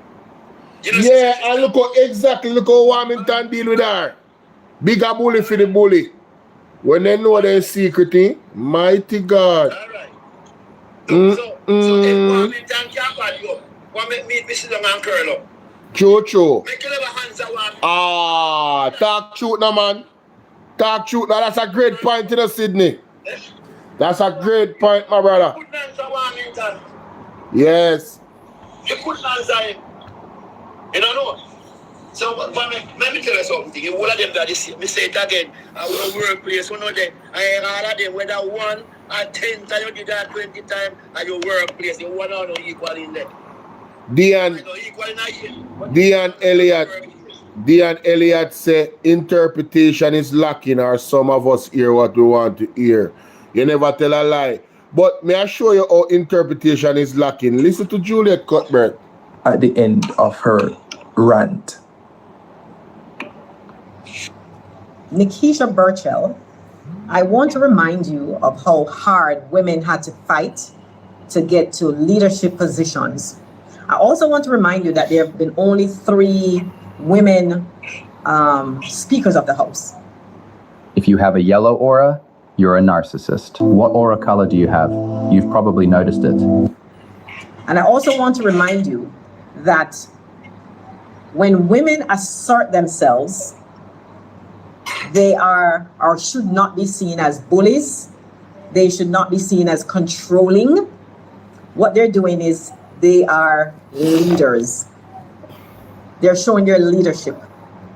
Just like when a man, is showing leadership, you say they're strong. And yes, he's asserting himself. But somehow when a female does it, or when the party that's in power with the woman as a speaker does it, somehow she's seen as something else. And you went below the belt. You were nasty by stating that she's controlling our household. This is the problem right here. She never said she's controlling her household. And even if she did, what is nasty about saying a woman control her household? Doesn't a woman control her household? How ridiculous is this argument? Mighty God. That was a nasty statement. Yeah. You came to the parliament a week ago and you got what you wanted. You got the publicity that you wanted because people are still talking about it. You came to the parliament understanding that if you wanted to speak patois, which was bad patois that you spoke, by the way. By the way, what is bad patois? What the hell is bad patois? Only hear the levels of disrespect to the language. Jamaica, what is bad patois? Patois is an offset of African people being displaced their language being changed and another language being forced onto them. What the hell is bad patois? Absolute manufactured rage. Thank you so much. Neslin Reed say equal rights and justice for Jamaica and more power, Nikki. Yo, man, tell us that what people are really doing some right. That if you wanted to speak patois, that you would, all you needed to do was just inform the speaker before. And I'm sure she would have allowed it because I think she's a very fair person. No, at that is the second lie she tell already. First, she said Nikisha Burchell said the lady a control her household. That's a lie. Nikisha Burchell never said that. And now she's saying the speaker of the house is a fair person. That is also a lie. And you failed to do that because you wanted to be contentious. Yes, she did. That's it. Period. Period. She wanted to be contentious. You wanted to be contentious. Yes. Because you knew if you started off with patois, the speaker was going to stop you. Yes, she knew. It's not allowed unless you ask permission before. And that is the problem. We don't need to ask permission to speak our language. And no Labour right now asks no permission to speak their language in our parliament. We have seen Marlon Morgan chat patois in his speech and nobody no stop him. We see speaker house chat patois all the while. All right, 1 second. Yes, sir. Remember saying, all right, patois for the first language. When a baby born and learn to talk, he say ma, you know, say mother. Yes. He say da, you know, say daddy, he say da. Right. And patois, you talk first. Mm-hmm. All right. Remember say, when a freedom man come and talk Spanish, I don't know why must say from here beef all good food. When why should you not talk Spanish at the house? When the Cuban thing when did they well, Spanish? Them have an argument for that. Him did ask permission from the speaker of the house. Yeah, but what about we? Me don't know why must say. Yeah, exactly. We never know why must say it true. Yeah, we never know. We look here. You think I speak at the house shut up? Well, we the citizens, me not talk to them, no way myself. Yes. We don't ever say right now, no plan to overthrow me. Yes, true. We don't speak on us, that we will not talk. Yes. You don't tell me about permission. She can't tell me permission for me no understand. I mean no understand. I remember say Warmington did turn up and make she know say no, you can't do that. Thank you very much. So Janet, big up. Celine, big up. The second track which you know, where she talk about woman of this. When the whole of them went down from Porsche, I hang the Porsche, I never hear big mouth cutbird come out. Oh God Almighty, man. When talking truth, when Mama P did the power, look how they deal with Mama P. All the young arm at the Jamaica Labour Party. Look how they deal with Mama P. They did remember say Mama P are the first woman leader of Jamaica or any political party. Them never did that protect Mama P as a woman. But now the speaker they also act like one Virego and anything else about she. Them a come ray. I'm going them for go, brother. Look how I Mama P go. Bring up the man right up at the top tier. Because the Prime Minister at the top tier. And we don't see no man sit right here now if it go up there. And see no pretty car. We no draw in a this. We no draw in a that. Man talk about road a same thing about her and start a same thing. I'm not here. No come out. When we want to talk about patrol with her.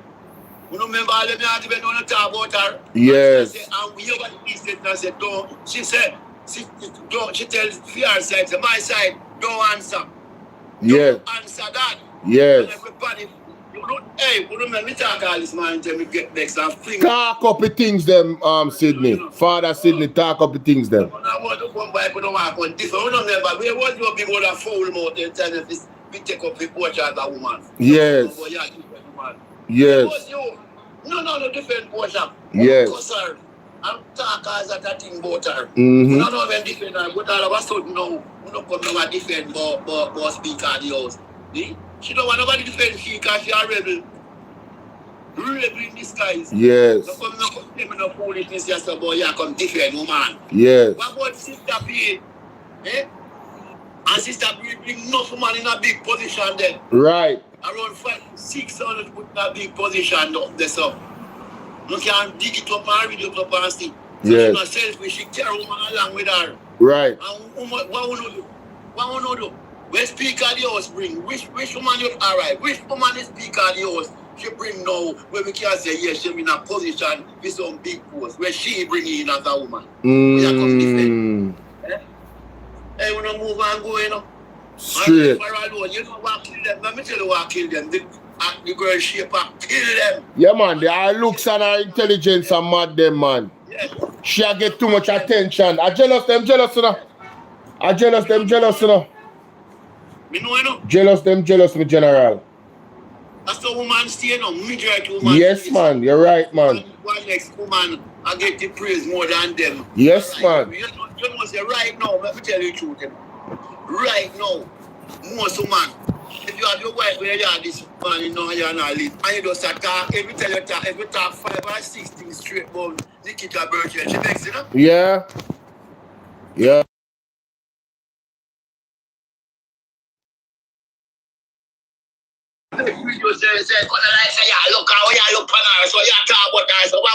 Right. Jealous them jealous with you, my General. She do nothing for no vex up on herself and go on. Yeah, and them just tell lie for the lady. The lady not say what them say. She say. Yeah, because they want to see. And that's my problem now, you know. Yeah. Yeah, that's my problem. You leave her alone. I know she alone look good, make you dump and she so you look like say somebody at the house, the leader of the house Africa as a woman. But Nikisha Birchell also talked about that there's a rumor that out there what she not like, but she and the Prime Minister involved somewhere. I mean, so she did say that as well for the podcast. We never hear it. Let me tell you something, you know. Everybody knows me not like Andrew. Me cousin go and me cousin but if I one thing me like about her, you know. About him, you know. You love woman, you know. We try something. See, there is easy at all, you know what?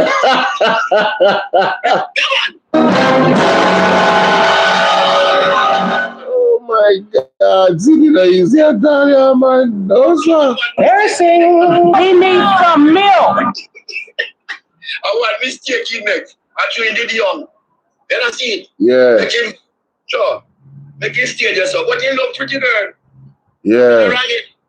You don't see it? Can be a old man, but we love them too. What do you mean? That's everything me love with him, you know. Me not love him, but me just like that way with him. Me love pretty girl, so. We say, he might live true to the argument, say my girl them bubble gum. Somebody get jealous, man. Hey, let me play the rest of this, yeah. Right? You got the Let me play the rest of this. Making the rounds, you're on TV and defending something that you shouldn't defend. Public, unless you ask permission before. So you got what you wanted, right? You got the publicity, you're on the podcast, you're making the rounds, you're on TV and defending something that you shouldn't defend. You just shouldn't be defending it. You are a lawmaker.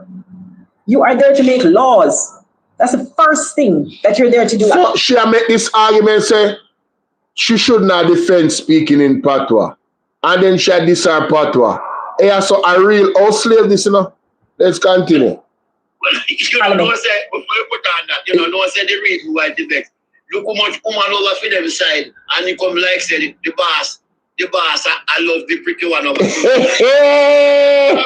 But hold on there. You don't know, say, quite a few of the man them look like over by that side there. John to Nikisha Birchell. Because you look like them are say things to her, you know. Those certain things, you know. And she bust out, they look a bubble, you know. She never called their name, you know.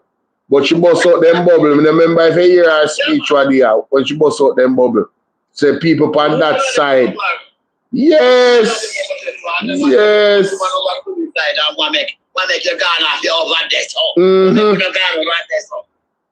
Yeah, man. That is the problem. That's the first thing we're all there to do as parliamentarians. And so if we're there to make laws for the good of this land, then you as a parliamentarian, should be abiding by the standing orders. Find someone who can show you a world you've never seen. Here's a modern global dating platform. And if you believe the speaker asserting herself and saying that we must stick with and stick to the standing order, and you can stick to this and stick to the standing order. Turn off that. Hello? Yeah, man. Good morning. Yes, we're hearing you. Go ahead. Hello? Yes, we're live on the program. We're live on the program. Go ahead, my brother. Hey, Bolo. Yeah, man. Listen, good day to Jamaica, but I'm just coming from work and I'm really, really tired, so my thoughts are not structured. But as I tried to tell you, and I saw your program, I must chime in. Because Juliet Cuthbert is nobody, right? And I realized that this, give thanks to her that she represented the country in athletics, right? While Marlene Otti was around. But the time when she was crying her eyes out, saying that the association allow her to represent the company, made one of the team when she said she was sick, and she basically contacted them, and long story. Right? She was bawling her eyes out because they didn't see her anybody, basically in any regard. Right? And fast forward to now, she's nobody. She's just a foul-mouthed, person who cannot live up to Nikisha Burchell. She cannot walk in Nikisha Burchell's shoes. She is a puppet. You understand? She is a creature with muzzle. You understand? Who is the prime minister muzzle? You see how they sit down quiet. You understand? Sit down quiet in Parliament. Can't say nothing. You understand? So how come she's a lawmaker? She classes herself as a lawmaker and she is quiet when certain things are being discussed. You understand? When Juliet Holness was, made speaker, you see she and, what's his name? Charles' daughter, Miss Charles of Shirley, that the one where rob up Jamaican money in Jamaica and buy leggings and all them stuff. They need to arrest these people. So the thing is, you see, she and Charles run down, behind Juliet, owners looking, position, looking notice. So these are fish and bread disciples. They will say anything and do anything, right, for the cause of their party. So Nikisha don't even have to look for she's looking relevant to herself, because this is why she has to come out and say something off the back of Nikisha Burchell advancement. You understand me? So that's what I just wanted to say. Before you go, Carla, before you go, to your point, to your point, you remember George Wright? Look at the George Wright situation and his wife and that whole video. Yeah. We have never heard this lady, Juliet Cuthbert, come out, and because she's speaking on the position of being a woman, right? And defending women. But we have never heard her come out and say anything on behalf of, they supported George Wright. What do you say about that? You are absolutely right. You are absolutely right. George Wright was allowed to do all of that and get away with it. They just move him aside for now and then bring him back to the fore. You understand me?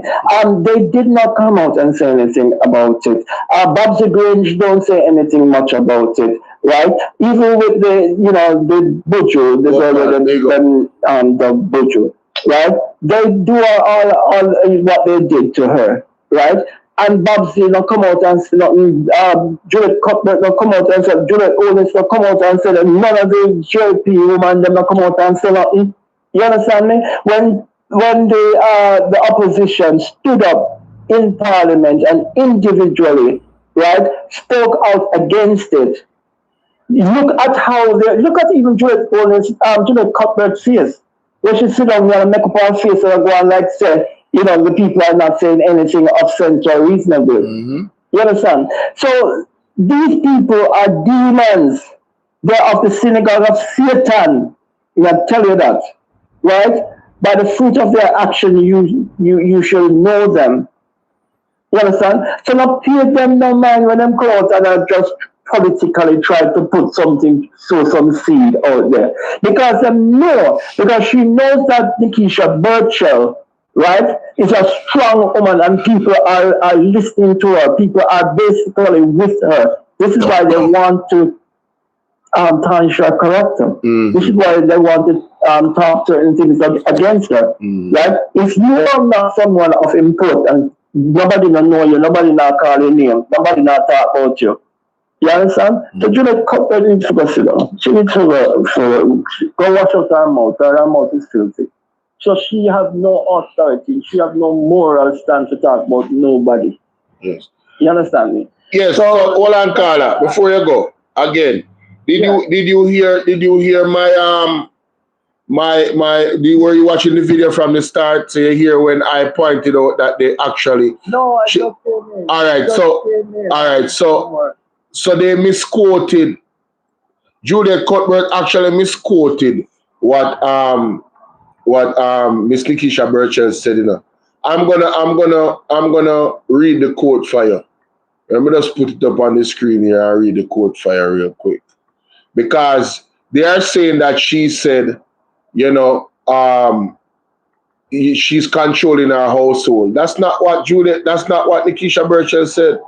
And that's my issue with them, because quote the lady the right way, no man. Why come out and you know, tell a lie on the lady or misquote the lady? If you're going to make us and then I'm disappointed with Diane Jackson Miller again, because the position she took is like, my God, this thing is not going to leave. She said, well, I know. She said this thing is not going to leave Nikisha Burchell, suggesting that this is something that is going to stain her reputation as a MP and a politician. So she said, this is the quote from Nikisha Burchell: "I just think the speaker, she likes to be in control, and that kind of control that you can get away with in a marriage if you want to control your husband, for example." This is the main part of it that bothers them, you know. Where in that did she say, well, I know, where in that did she say that Juliet Owens is controlling her household? You go. Shouldn't, because them not open, you know, them brain empty. They have not up there. They can't communicate. They can't discern nothing. They can't, you know. So Juliet Cutler, let's can't bother waste my time, Panshi. But let me tell you something. What I wanted to say is, I want to ask you a question, and I want to ask that Jamaica directly. Why is it that there's so much exposure and so much evidence and so much argument against the government, and not one of them can be arrested? Well, you may have one or two, but the main fish, the main big fry, them can't be arrested. Why? I cannot understand it. There's so much stuff going on with this prime minister, and yes, you go to the court and you lose the cases, but why is he still the prime minister? What is in the Constitution? What is in the law that cannot bring him to justice? I don't get it. I'm baffled with that. Can you answer that question? It's very simple, you know. It's two things. In terms of external forces, they have to have 100% evidence to remove somebody, given the allegations and suspicions of how Andrew Owens gained his wealth. Secondly, they're using their power, their legislative power, to cover up their deeds. If you look at the FLA report not being tabled, you know, that's what they're doing. They're abusing their power. That's why it was very important for them to take the election that gone September 3rd. Because if Mark Golding was in power and Mark Golding started to wield these acts of legislation, one by one they all would have been going to jail. Because you see, this right now, I feel, I can talk for myself. I'm getting frustrated with the whole situation, because you want to know that there's an end to it all. You want to know that if they commit these acts, they are held accountable, right? And you want to know that people are being arrested, right? Like elsewhere, like other countries, people are arrested, right? So to me right now, it's coming like one big soap opera, because when you watch the parliament, all they're concerned about standing order, member, and how this person act and how this person don't act. They're not dealing with the people's business. They're not passing no law. They're not adhere to no law. They're not speaking of anything of substance. It's all about member, standing order, and all the semantics. Right. It's just ridiculous. It is just one big soap opera. You turn on the TV every Tuesday to hear how they behave. And can you tell the opposition, stop the skin teeth? Stop killing them teeth with them, man. You understand me? Stop laughing. No, you're not laughing matter with that. If they are doing things that is keeping people on the island, keeping people hungry, keeping people out of opportunities, out of job. They're not creating no job, nothing at all for the young people, right? Killing people and all this stuff. Why are we in the parliament relaxed and skinning our teeth with them? You understand? Do you realize that nothing is going to change for the Prime Minister? Nothing is not going to change, because he is under order from the big master them. The first world master them. He's under order. So this is why he can sit down and cock up one foot and look on them and just ease it back and smile. Because he knows that care all them beat up them gum. He now do nothing about it. You understand? And you have to stop it. Right? So we need to have a different position and strategy. And it's not to sit there or stand there and skin our teeth with them. They're not a joking business with them.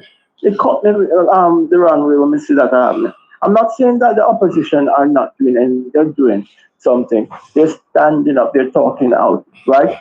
Outside of the parliament, they're meeting with the people. They're doing certain things for the people. But what I'm talking about, we're not, if they might laugh, because they will do that. The government, they will do that because they know they're not going with nothing. Not join with them at skin teeth. Yeah, I agree with the caller. That is a fair criticism. And it irks me sometimes too. So I agree with you. It hurt me sometimes. And then back to the female situation, in terms of females standing up and talking for other female and stuff. I mean, yes, we're not hearing the upper echelon people, the Vumbavans, as what's his name called them. But one person rubbed me the wrong way. Right? Miss Kitty. She rubbed me the wrong way. You know why? From 2020, them time there with COVID and COVID vaccine, when she had disgraced people, the female who take man and whatever they do is worse than the vaccine. You understand me? And she disgraced people and forced them into. Well, her action forced them into taking the vaccine. And they wage war. She and Chris Hughes wage war. You understand? And I don't talk to anti-vaxxers. You understand? Has she ever come out and apologized to the country? Has she ever? Because right now, Moderna and Pfizer and the whole of them is in court, and they have admitted that they knew that the vaccine will kill. Carla, trust me. You raise one point right now, my general. We have a whole nother conversation. Yes, whatever the DJ name. You understand? You took the vaccine as well. These things influence people to go and take the vaccine, and they knew. You understand? Whether they themselves knew, but they're under orders. But these things have been proven that the vaccine would have caused damage to people because they did not test it on human. And even to this day, the government is still pressuring people to take COVID vaccine. You understand? So I would love, and I don't care what they want to do or come after who or whatever. Did Kitty, Miss Kitty, put respect on her name, I suppose, but did she come out and apologize to the people of Jamaica for disgracing them and talking about them like that, perhaps, influence them to take the vaccine. I am caught up about that. I agree with that. A lot of them should come out and apologize, my boss. A lot of them. Apologize. Even confused, but war use this platform. War. Trust me. God have a special place to them. Hold on, Sydney. You're so done. You can't hear. I'm telling you. Mm-hmm.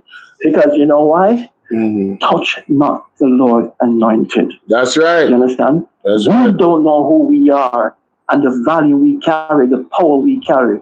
We are the chosen people of God. You understand? This is why they come at us like this, because they know who we are, is we don't know who we are. So this is why they want to destroy us. This is why they come with a man-made and a fake hurricane. This is why they attack areas like St. Elizabeth, because they want to bring in the smart city. Thank you, Sean. You understand? Mm-hmm. You're going to see cashless,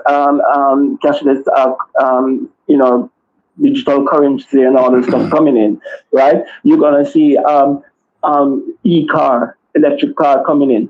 You understand? You're going to see digital ID coming in. They're all connected, you understand, to control you people, to suppress you people.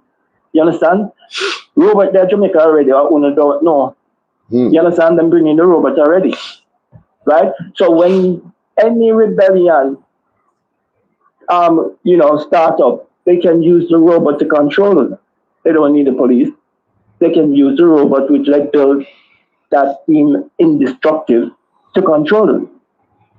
So all them boxes that you see come out for war, I don't think it's food that come. I don't necessarily food. They are bringing in stuff that, boom, is upon your doorstep already.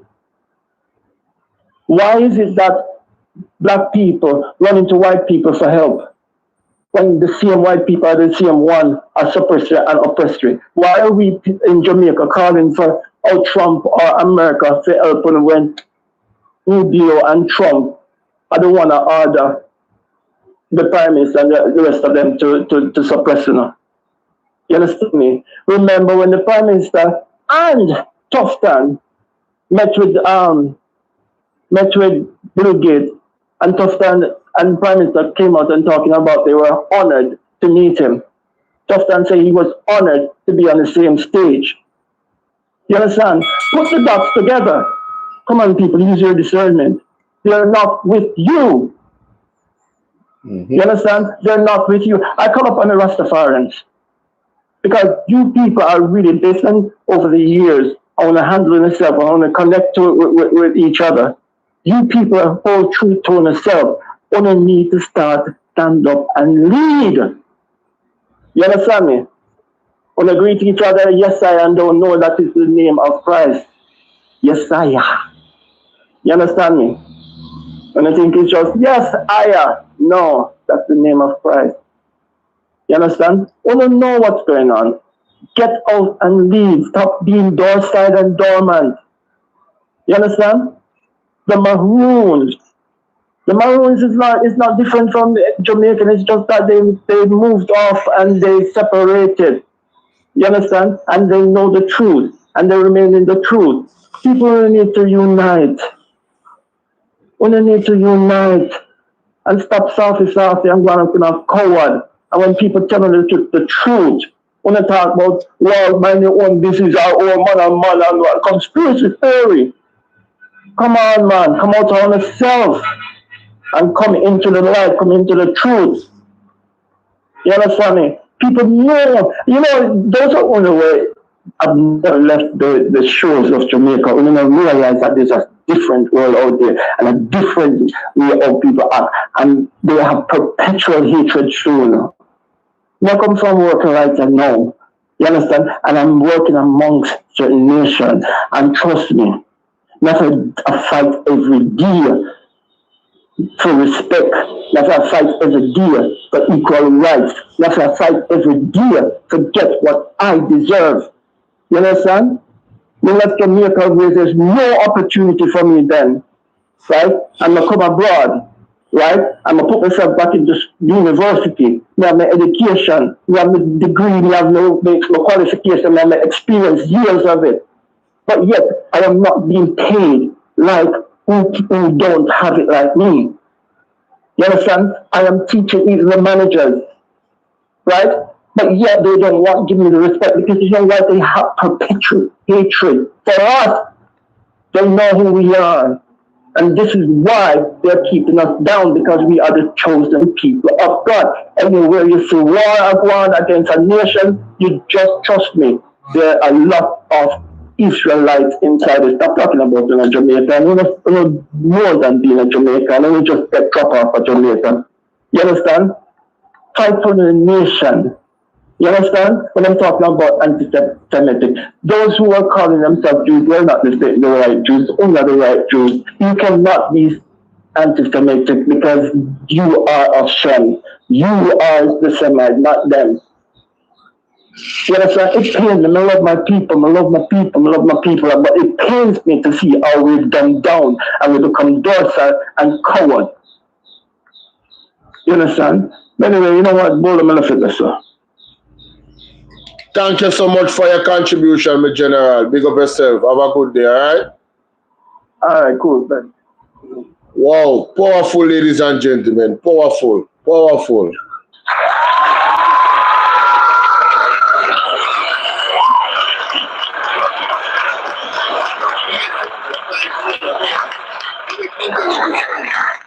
Yes, yes, sir, Sydney. Yeah, man, he makes some good point. Yeah, man, yeah, man. And the man that's come from work, you know, man, and the man only hear one little part of what me say and call me, you know. But I ain't glad him there, you know. Ain't glad him there, man. Well, the only thing I want the man listen. Yeah. I mean, you say, you see, with the Prime Minister, you know, yeah. And the people and the court up there, you know. All of them get a fact check here, my boss. All of them get a fact. And if me give you a fact check, remember, say me now expect you to go around me, you know. Yes, yes. That is the problem, sir. That is the problem. I don't like saying them no want the code. Some of them, you hear them start it on a phone call, say, yo, you got to near the border, you know. And you just pull back. Andrew have a whole of them secret, man. Right, in my back pocket. Yeah, man. Because look here now. Let me tell you, my brethren, probably you know out here, but let me tell you something, probably you know out here. And you make some good point, but you know what is the problem?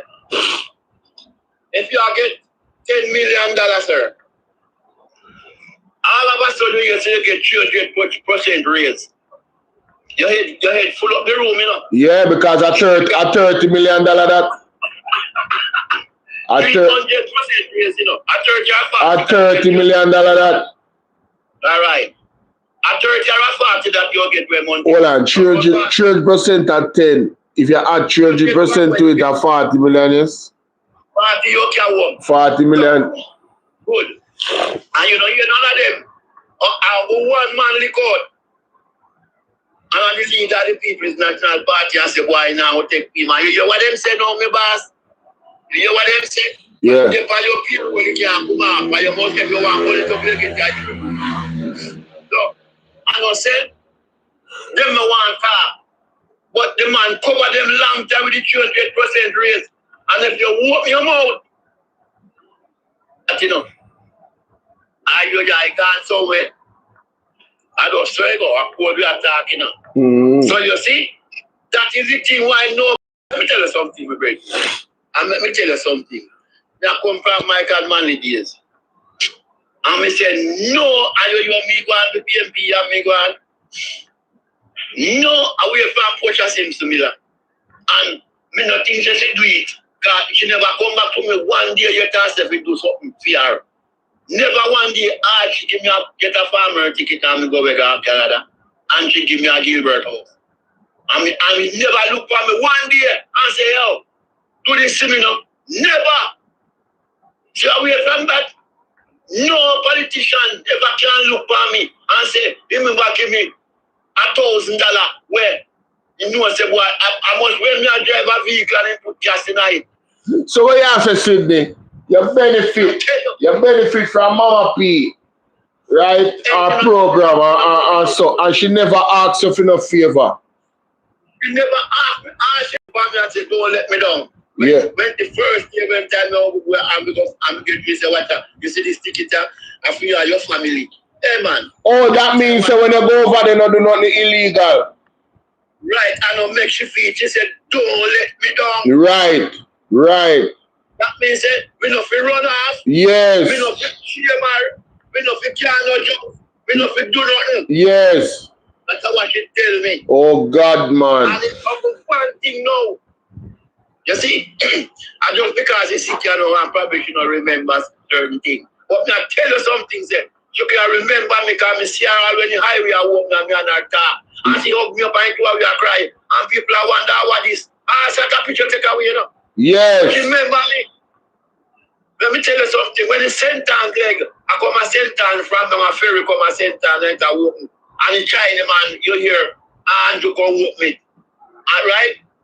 The China man look for them and tell me, say, yo, when the picture, him say, where the lady there? And the lady me want to see. Tell Andrew say me say that. Because when did you drive here at Clemens was the council and drive in that time. Yes. Before you before there. And the China man said, me nah, I said, don't tell the lady come a Porsche. I'm not talking. Yes. And put them up with go for Porsche. In all them was in a long black car and come. Before the China man hold her up. And say, I keep me know. I know she me know. You not tell you? Wow. Right, I know one little place where they make fish keep them thing. Yeah. The man said, I said nothing, the big China man. He said you have to coffee the lady. Yes. Go for Porsche up. You run from when they come up for Porsche the car. You not you know? Okay. So when me tell me a history man. Yes. And me said, she never looked at me one day.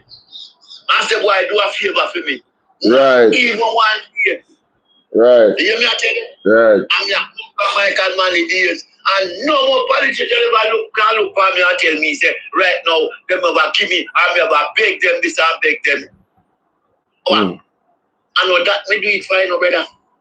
We do it for the country. And yes. Me pick me. As a patriot. None of them can buy me out. Nobody PMP or JLP can't come up and come talk. Say they never buy me out. Yes. I'm stand for something. That's right. You hear me attack, you hear me strong and me attack. So me over there hear me attack, you know. Yes. All of them we are listening, anybody can take me and tell them, me no contract, don't ever give me no that. No. Sure. I'm a country me I work for. Sure. I mean, I collect no check. I mean, I collect no uniform. I mean, I collect no money. Mm-hmm. You know, I tell you, no, you attack. I the country me I give. I see where some me are walking, Uncle Sydney. See where some me are walking. No disrespect, but no politician can buy me. If they have that in their mind, they can take that out of their mind. I mean, can't talk. None of them can come say yes. Yeah, collect me check. And you do that. None of them can use me because if you wrap yourself and you are paying that beat yourself, you know? Yes. No exception. You have to move and make somebody else come there. What do you mean? Can me put you there for work? Never put you up, you up. Mm-hmm. So mistake. Okay. Straight up. So when you talk, me don't want nobody confuse you. Me nobody now pay me. I mean, me not look no pay. If they come and say, Ray, me not look no pay from you. Enough time I drive a car and when me take a stop, I drive a bit car and then put gas in it. But the PMP work and me pay for the out of my pocket and I'm a poor man. Mm-hmm. Me don't want nobody use me and say, boy, right now, boy, I need you have $50,000 now. So you have to go do this to me. No, brother. Sure. When I lick up, me don't want to check up my mouth. Because my mouth said past spring, no, blur not. One Uncle Sydney up there. No, man. No mistake. No. Yeah. You hear me talk? Who never know mistake? No mistake, no one who me stand for now. Yeah. Me not collect no check, me not collect no money. Me a beat a labor right, because I know wicked. Mighty God. Now, let me tell you something, Bolo. 1983, them call a stop election. Yes, Saturday. I've been on for 2 hours. Go ahead, Sidney. Yeah, man. The Communist Party ever run in Jamaica and Labour right running, you know. What? Michael Malley never contest the election. Oh, yes. 14 barrage controlled by. And a 6.5 years they have that country for them alone at the House of Parliament. If they move what you put here, so I want to tell we can Michael, no baby people in the house. In my big Sheraton Hotel, I wanted a hotel at Carpan Street. Come. But you know when see I say spread out labor, right? Okay, and them alone spread out in the front top to bottom. No PMP in there. In the Senate, them have majority see and we PMP never contest. I want to look at them alone now, they say the PMP no contest the election. And them alone, the 6.5 year Bolo. If they move it, you put yourself what them tell you, either you believe or you don't believe. Wow. And when them are going with nobody feel the code for them going on the PMP and the code for them, you know. And them alone in there doing put them thing. And a wrecky country, that's after the 6.5 year done, and they call the election 89, a 14 seat then get out of 60. Wow. You hear me? I tell you now. Out of 60. Wow. Take Mike and Mali come back home, bust their rum. You hear me? I tell you? Yeah, man. So that's what you Labour right now. Because if you alone, look here, when you alone control, you can't. All right, you're there your house as well now. And you have a money put up. And you're picking them, want some food. You're not going to make the date for you. You're going to move the money, some of it, and put you back. That's right, Togo? Yeah. All right. A similar thing will happen next, you know, in next election, you know. All right. See, history going to repeat itself again. People in Jamaica go rise up against the government and realize, say, yo, the money don't mean them no good, brother. Don't mean them no good. Communists. And them are communists, because they run the country for 6.5 years with no opposition. Yes. Anything they want to do, then do it. And when not a close election, you know. Yeah. 14 out of 60, a big old beating that. A big old beating that, man. Oh. And when we are campaigning, you know, with Michael Mann, you know, that we live at all, you know. I'm telling you, he's an outrider. You know, our outrider means with their front, at 10 or 15 meters to the road, them stay. Because you was a high road them time, you know. Block up back in the road, you know. Gunshot and backlash fling, you know. And a bike with a pan. And rider come through. And we have to say, yes, you have to clear and round this up. No, we can't drive by this up. Take round this up, because you're so hostile. Scotty, big up. You have no phone, a big life fridge. You have no big old, they call it fridge. No big old phone. With the antenna up that here. You got to tell you. And so, that's where we are come from. And when you left Kingston, straight back to the grill, straight back to Portland, and you come on back, and Labour right control everywhere. Wherever you see Labour right picture, and you enter the parish, because them alone control you. And for you, if you come back and win, we never have no seat, and beat like that. Two things cause it, right? Them see the right of Michael Malley, and the right mash up the country by starving people and oppress them and suffer them. That's why they get a beating like that. You know, I tell you. Hold on to Sydney. Yes. Jag. Oh, Jag. That's right. Marcus, where are you with? Yeah, man. I think I Jag guy that, you know. You know Jag guy? Fine. Oh. But me say, Bolo, you put too much faith in our people, them, man. Who that? You, me I say, you put too much faith in our people, them, for say people, them are going to rise up. See, Marvin, have a thing where you call it again? Petition. A petition. And they say about 3 million people there in Jamaica. Yes. Much of them is on TikTok, I give Rosalie, give on them thing there. Yes. And I just put 13,000 people signed the petition already. Well, I have to tell you, you know, Marcus, you know, you will see glass half empty, me see it half full. Because let me tell you why. Mr. Will Rattigan have a petition about a year now. and all him need a 10,000 signature, and all him have a 4,000. And that petition is, to me, more powerful than Marvin one. Because it is the MAGNITSKY Act, right? And it is an international law that can be used to hold the government accountable where human rights violations are concerned and also corruption. So all it needed, if there was 13,000 people that signed, Marlon something, or Marvin something, and a 15,000 him need, you know. So him a go on good, and him give them one time. I must say 36 days left.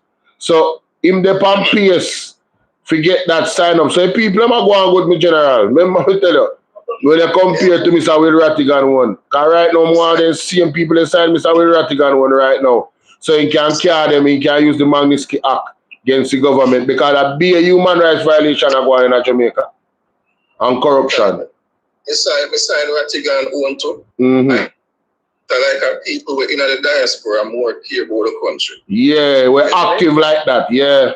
Yeah, I sign Rattigan one too from Rattigan put it out, I sign Rattigan one. From a year about him sign him, I don't stop promoting that. You know that too. If you watch my YouTube channel, if you go in the comment section right now, you see the AI robot. I put it every 5 minutes and I say, can you please sign this petition? It's there. So I've been it's there in my description of my video. It's there in my if you go on my YouTube and click on it on your phone or even your laptop, you will see the links. Then one of the links that were attached to it is the MAGNITSKY Act. Just like we have it on TikTok when we have my link to my YouTube, you can have multiple links on YouTube. In a profile, and the MAGNITSKY Act is right at the top. I've been promoting it. I'm surprised that it not reach 5,000 signatures yet. From them time that you know the people them just lagging, but not before time. Hopefully this Marvin petition we can use it as offset so two of them can be signed and can be used against the government. It's Sir Rattigan one complete already because I must see 2 years now he put it up. I saw that means you know about it before me. Carl, go ahead. You see watching platform, man. You know about it before me, no boss. First time I know about it, I say, what? Because I Mystic Sensation when I listen to me, I say, what? I'm going to look at him and say, oh, this is an international act. I want to see or something this. You understand what I deal with? Yeah, man. So, Jagai, unmute your mic. Hear what I say. How was Sydney? No, you know, go to one from Washington, labor right here, so now go to one from Washington. Oh, Jagai, labor right? Of So, well, you know them, I don't know them. That's why I ask him, I try to find out how. But then, in the answer, it look like an accident making come up here, man. The policeman, nothing gone. No, I mean take him down, man. Because me I call him and he no answer, so and you don't not tell me that already, so make him go on about his business, you know. Let me tell you something, man. We're proud anyway we come here big old BLD. All orange in my blood. No, we can't bother with Sydney. We can't bother with Sydney. But come on, if you're labor right, you know, if I say you're labor right, that means your party now don't know good for the country. You're free. If you say you're labor right. Me tell people, you know, me say when the PMP go in a power, if Mark going to do the right thing, I will be the biggest voice in the island to say that he's not doing the right thing. Trust and believe that laws and script. You remember good. You can't think me are one of them. I'm not one of them. Me, I gotta be the biggest voice to say, no, Marky G. This is not what we expected from you. You understand? Yeah. Right now, you know, Marky G is supposed, if Marky G is a man like is an outstanding man and is a man who have integrity. And more going here we talk, you know. Give more strength and more integrity. Yeah, man. I know it's no ramping and this. Yeah, man. I didn't have a lower standard. No, Mr. Golden is a very grounded individual based off how his parents then grew him.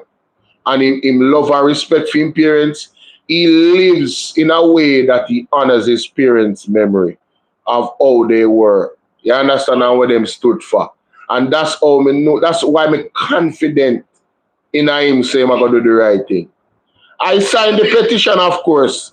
Yeah, man, I said him could have start talk about if I know about the petition me sign here, me there share on my profile. A principal man, Antonio, me I tell you. He's a principal man. Antonio, let me tell you something. Let me remember if you don't remember. Who in Grow Monks? Who Mr. Gold in Grow Monks? Tell me no, man. Some disabled people. Oh, yes. All right. That grown him too, you know. That grown him too. Right. Yeah, man, for real, man. Yeah, with the man Grow Monks. Yeah, man, disabled people. Yeah, man. He really shaping humanity. Yeah, man. Big up yourself, Marcus. Respect. Drink your water, go get them. Drink your food, go get them. Yeah. So you have dead people in Grow Monks. Yeah. The humanity in front, in barn, in growing. Yeah, man.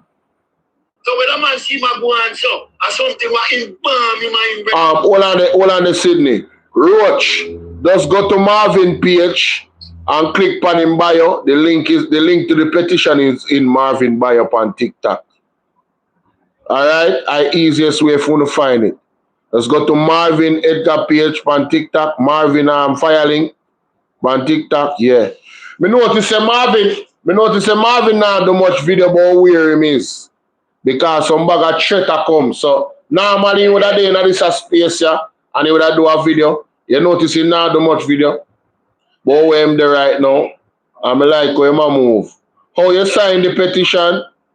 How many sign it so far? Hold on, let me check the phone. Hold on. Let me check the phone. I'm going to go on the computer here. Let me go and play the rest of this song, my girl. Make we hear what she has said. Yeah. Hold on. Where there? Oh, see it there. Say that if you needed permission to speak or dialect or patois, then you knew what you had to do. You were supposed to ask permission and you did it. So period. You have no leg to stand on. None. I don't care how many rounds you make. I don't care how many TV shows you go on. You are just wrong. And all the speaker is trying to do is to uphold the rules and the laws of the parliament by sticking with the standing order. And you do not want to do that. And so you decided you're going to cast her as this horrible person, as this bad person, as this controlling person, and that she's controlling our household. We fought too hard as women to get to where we are. For you as a woman to cast her in this light, and I take offense as a woman. I take offense as a woman. I don't know if you also notice, there's one bathroom and one toilet to share for all of us women in the parliament on our side. You know why that is? Because for decades, ma'am, the parliament was controlled by men. If you look on the walls, it's all men faces. And we're fought to get that quota, that 40% in the parliament. And here you are. Here you are. Here you come, puffing up yourself. Here you are. Bolo, you there, Bolo? Yeah? Juliet is not going anywhere. Just pause the minute. One thing we want to put in now. What is doing now, Juliet? But you just see him to say that. And you know, say one bathroom of about 10 years now, and you could put in 2 more bathrooms in the woman there. Yeah. Look what you just. That's for the life. You know, when you come now and come in like you show up, and you say, we not disgrace. Take up our moment. We not have the speaker of the house. We don't have the power. And I come say one bathroom in there. And you're in the 3 term now, 10 years. And you put in one more bathroom in there. Eh?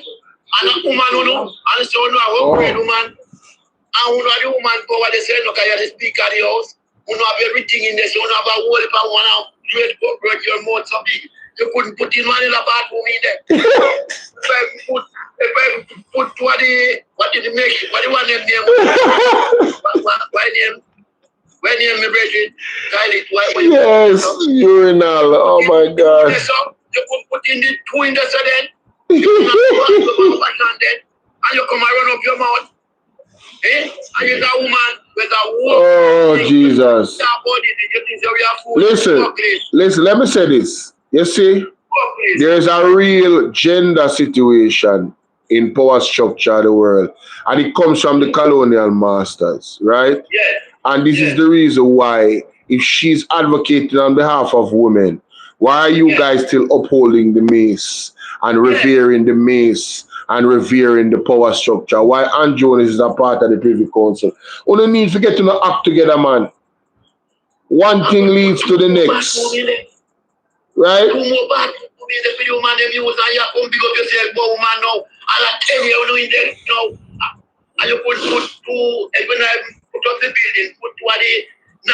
Oh, sorry.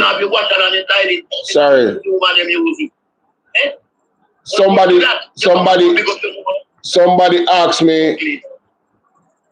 asked me how much sign. What is this? This can't be the same petition. I was on different petition this. Yeah, this is definitely a different petition. Somebody asked me how much people sign. Yeah. Let me go on my Monday page. Her name Marvin. Hold on, she's soon done. Hold on there, bro. She's going to continue to be the speaker. And you need to start abiding by the standing order, because you are a parliamentarian who took an oath of this land. You need to uphold the laws of the standing order going forward. Now, MP Cuthbert Flynn, just as though you have the right to come and voice your opinion on Nikisha Burchell's opinion of the Speaker of the House, whether you believe it to be rude or not, just as though you have the right to voice your opinion, Nikisha Burchell also have a right to voice her opinion. So I won't bash you for sharing your opinion. What I'll flog you for, figuratively of course, is your hypocrisy and your selective outrage. Now, ladies and gentlemen, I have not heard much from any of the JLP MPs as it relates to advocacy on behalf of their constituency or on any other matter regarding the nation of Jamaica. I find it interesting that MP Cuthbert Flynn could rant for over 5 minutes about Nikisha Burchell and her opinion of the Speaker of the House, an opinion that she has the right to have. But there are so many matters that I have not heard this MP address. I am pretty sure that her constituency isn't perfect. I am pretty sure that there are a lot of issues in Jamaica today that a good MP, an MP that is not about the green or the orange, an MP that is willing to break political ranks if needs be. There are many matters that you could have addressed. That 5 minutes plus MP Cuthbert Flynn would have made much more sense if you came out and showed your concerns about the fact that the donations, the cash donations that the government has received, it has barely been touched or used to assist disaster victims post-hurricane Melissa, or it is because your constituency wasn't necessarily affected by the hurricane. You have no voice on those matters. What about the people who are flooding out now in Westmoreland and in other places that still don't have light, still don't have water? We have a road crisis in our country, right? And again, you don't need to be a Labourite or a PNP on these matters. You just need to be a Jamaican. And the baby on the breast can see where there are a plethora of issues that a good MP could have come out and addressed. And don't tell me that it is beyond you. MP Malahoo Ford stood up in Parliament, broke political ranks, and made it very clear that the Naira bill at the time, in its current form, was not ready to be passed. I would like to add that the bill is still not a good bill. I just want to communicate to you what Malahoo Ford's stance was at the time. So it goes to show that a number of you as MPs, the only time you're willing to come out and say anything as MP is about these petty matters and this bickering and back and forth. Like, listen, nobody is making this a gender issue. Just as how Nikisha Burchell supports women, I'll give you the benefit of the doubt that you also celebrate and support women in leadership. I don't think no Jamaican has a problem with Juliet Holness being a leader, in government. We empower women right across the board. But it's not a matter of who is a woman or who is a man. We're talking about character and the qualifications to hold certain positions. And the qualification is it cannot just be being an MP or being voted in by the majority of the House. It has to go further than that. As Speaker of the House, you must be able to show some level of fairness. And if you are to be fair, MP Cuthbert Flynn, there are moments when the Speaker of the House was simply not fair. Simple. We can go watch the rest of that over Perry Cummings Jr. page. Facts are facts, bro. So I deal with it don't have nothing to do with no gender, fam. It don't have nothing to do with that. It has to do with your character and it has to do with professionalism. Right? But they don't look for themselves neither. Cuthbert them man is speaker, they was not look for them. But I'm ashamed now. Ashamed for them. To know say you're a woman. And I one bathroom, we don't have a complaint about it. I either tell no now you put them put on a bathroom. I get what they make sure guys is for them. And you come and complain now. And you come up and here and come talk about that. Hey, Merdlin, big up yourself. Merdlin said Malawi still went ahead and voted for the said bill. Yeah, I mean, at least she spoke. She broke rank, you know. In the end, she failed herself. But you know, and the people of Jamaica, but you know, at least she did something. Albeit that she cancelled it out by voting for the bill. How much money you know that? How much money you know have and you can complain to me this morning. When people are dead yard, they make sure get tidy and get wash and place and get it in the dead yard. I get the funeral done. And you in this have much money and you can put up food tidy or buy food, put up place up. And you come for the year and talk about a one bathroom. That should talk. I mean, I'm coming for that to shame. You put my boy a woman gender. You don't know woman then. No. Man, when you expect a woman to do that, so you should come and consider maybe here this morning. Lord Jesus. Sydney, I got to order now. Let the one there alone. Too much burn them, man. Oh, Jesus. If you want to keep no pen, one call and go to the car, so you expect a woman to do that. No. And you come and go to this and you have the power to have money. Look at any day here that you close it 2 or 3 bathrooms there. I tell you guys, I feel this. Wash and this now, there's something there. And you can't find one bathroom around for the woman there. Go away. Come like you want to come shame. And I want to appreciate. Auntie Tiny one, go on. Big up yourself. When we play that something, Mr. Hart have a word of encouragement. Mr. Andre Hart, the professor. Professor Andre Hart, you know? People, what's up, boy? So much negative things happen here, there, and everywhere. You have to just wake up and give God thanks for life, you know? Happy to still here. And just appreciate life for what it is, you know? Everybody go through journeys. As you know, with everything have positive and negative, but the key is always focus on the positive, you know? Let the positive blow within and outside of you. I love and blessings, man. Stay tuned. Big up. Hey, I'm my professor that, you know. Nobody can tell me nothing. Nobody can tell me nothing negative about Dr. Andrea, you know, brilliant mind. You understand me? I deal with brilliant mind. Hold on there. JLP Senator and MP body shown in the MP's Nikesha Burkle, while PM Andrew Harness laughs. And there's a lady that running up and down all over the place. And it's only 3 B's I hear them talking about in respect to the lady. 1 B is that she named Burchell. And that is a good B. But the other 2 B's, and I see them advertise it on their own platform, is round the back, and the one round the front, and all of that is a false B. So you have to read on. So this a man ever go like him a smarty in a parliament. Him a want junk, him a want germs. We never know say this about Nikisha Burchell.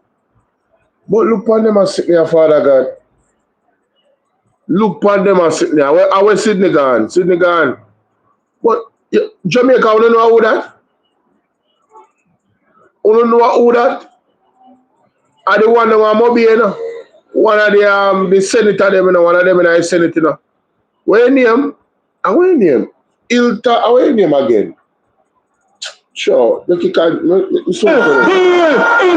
Davis. So let me tell you that.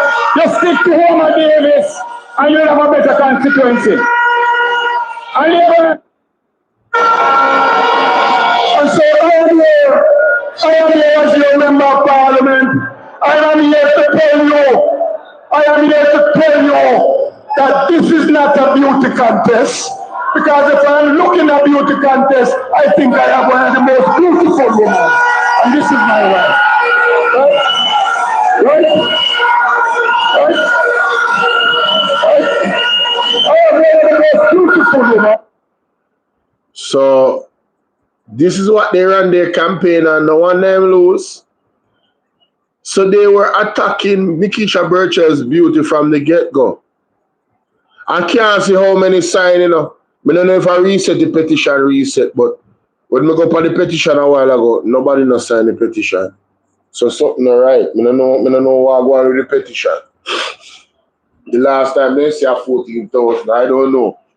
I don't know what I go on. I see I ask me, Carl, and I like me I ignore it, but me I look feet and me can't. I don't understand what is happening. It basically said nobody don't sign it, 36 days left, and I'm me alone sign it. So there must be an error there, you understand? But me I try to remember the brother. Where I talk. This is the man who lose to Nikisha Burchell where I talk right now. And everything is natural. Everything is natural. Yeah, you must say everything is natural. So they were body shaming Nikisha Burchell on their platform. And now they're talking about Nikisha Burchell is tearing down women. Hey, them money are some big old stinky hypocrite, you know. Hey, me never see this. I first me I see this, you know. I've got to do one video right now. Right now. Like right now. So, ladies and gentlemen, it's your brother Bolo and I, we're in this space once more. And of course, the quote that you see on your screen has caused a lot of controversy. We see Juliet Cuthbert run out, and we see the media run out talking about, women shouldn't tear down women and all of this nonsense, making it about gender when it has nothing to do with their sex. It has to do with the character and the professionalism or lack thereof of the Speaker of the House. So, Nikisha Burchell said this.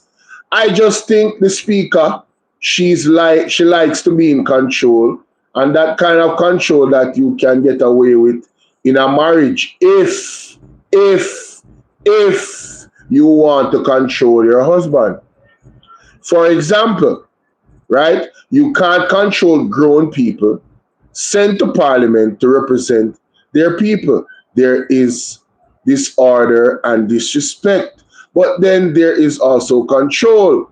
But it's not a school mistress and a school mom in a basic school. So that's what was said, ladies and gentlemen, right? Wonderful.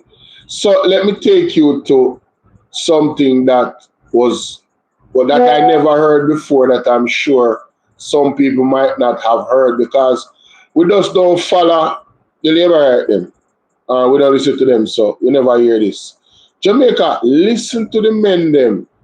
I don't even have to say anything. Listen to this. JLP Senator and MP body shown in the MP's Nikisha Burchell, while PM Andrew harmless laughs. And there's a lady that running up and down all over the place. Hold on there.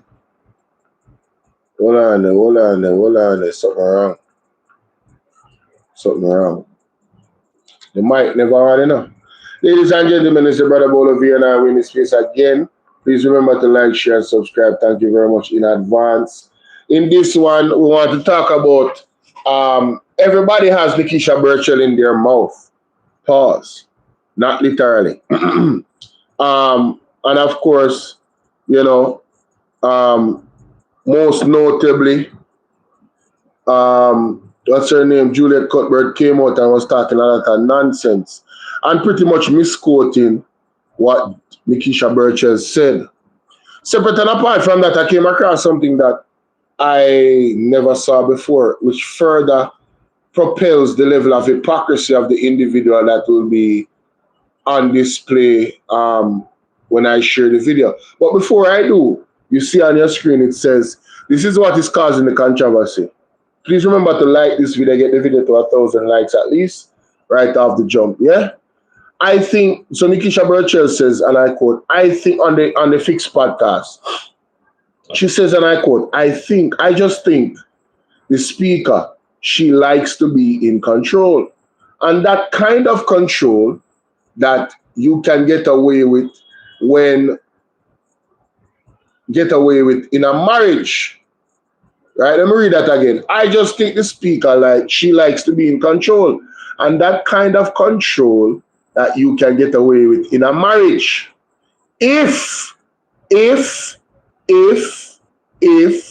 you want to control your husband. For example, you can't control grown people sent to the parliament to represent their people. There is disorder and disrespect. But then there is people, then there is disorder and there's disrespect. But then there is also control, because it is not a school mistress and a school mom in a basic school. That's what Nikisha Burchell said, ladies and gentlemen. Now, let's go to this shocking, and it's shocking because it's the first time I'm seeing it. I don't know why I'm shocked, because the labor rights them have this type of reputation. Look at this. Listen to this.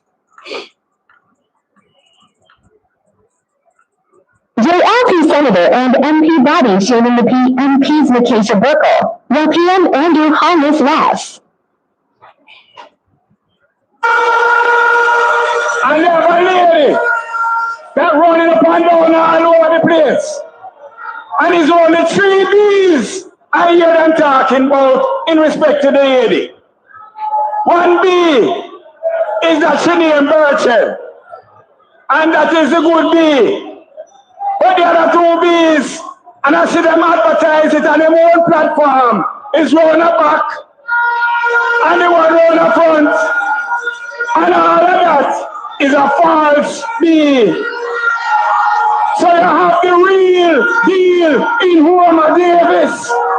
So let me tell you that, you stick to Homer Davis, and you'll have a better consequence. And so I am here as your member of parliament. I am here to tell you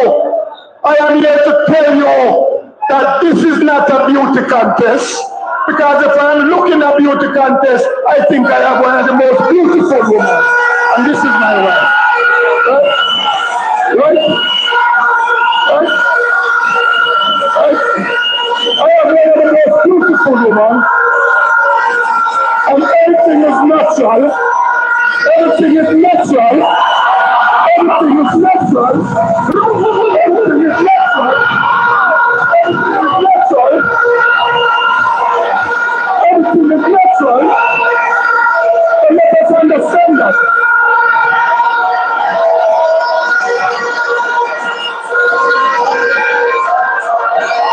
So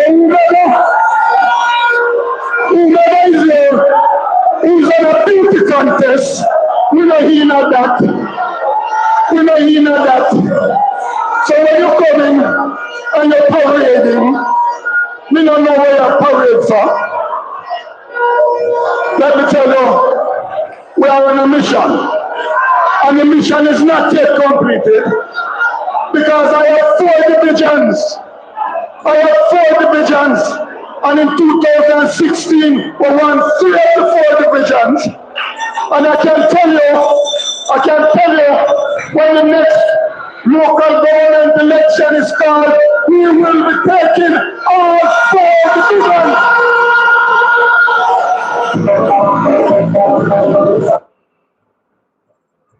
JLP Senate. So you guys heard that, right? And this man right here that spoke first, I keep forgetting his name, you know, but I'm gonna find him. He's one of the senators in the House, right? But you heard them talking about her body and that man that Nikisha Burchell beat. He got personal and put his wife on front stage comparing Nikisha Burchell to her and putting down another woman with his wife. Where was Juliet Cuthbert when he was doing this to say, no. You do not do that. So you see the hypocrisy? It's okay when it's being done to the People's National Party women. And they have no problem with it. But when they perceive it, because Nikisha Burchell did not put down the Speaker of the House, she spoke the truth about her, right?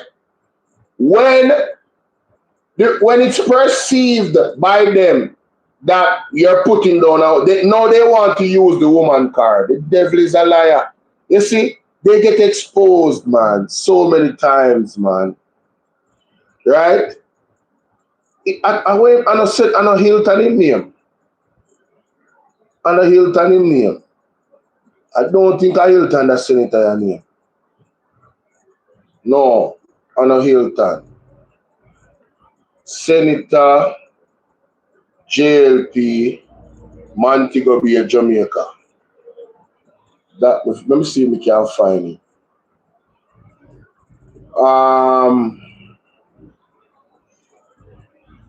Let's see if we can find it.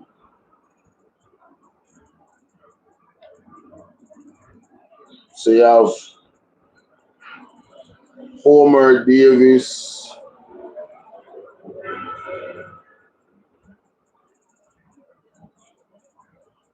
I guess he's a counselor then.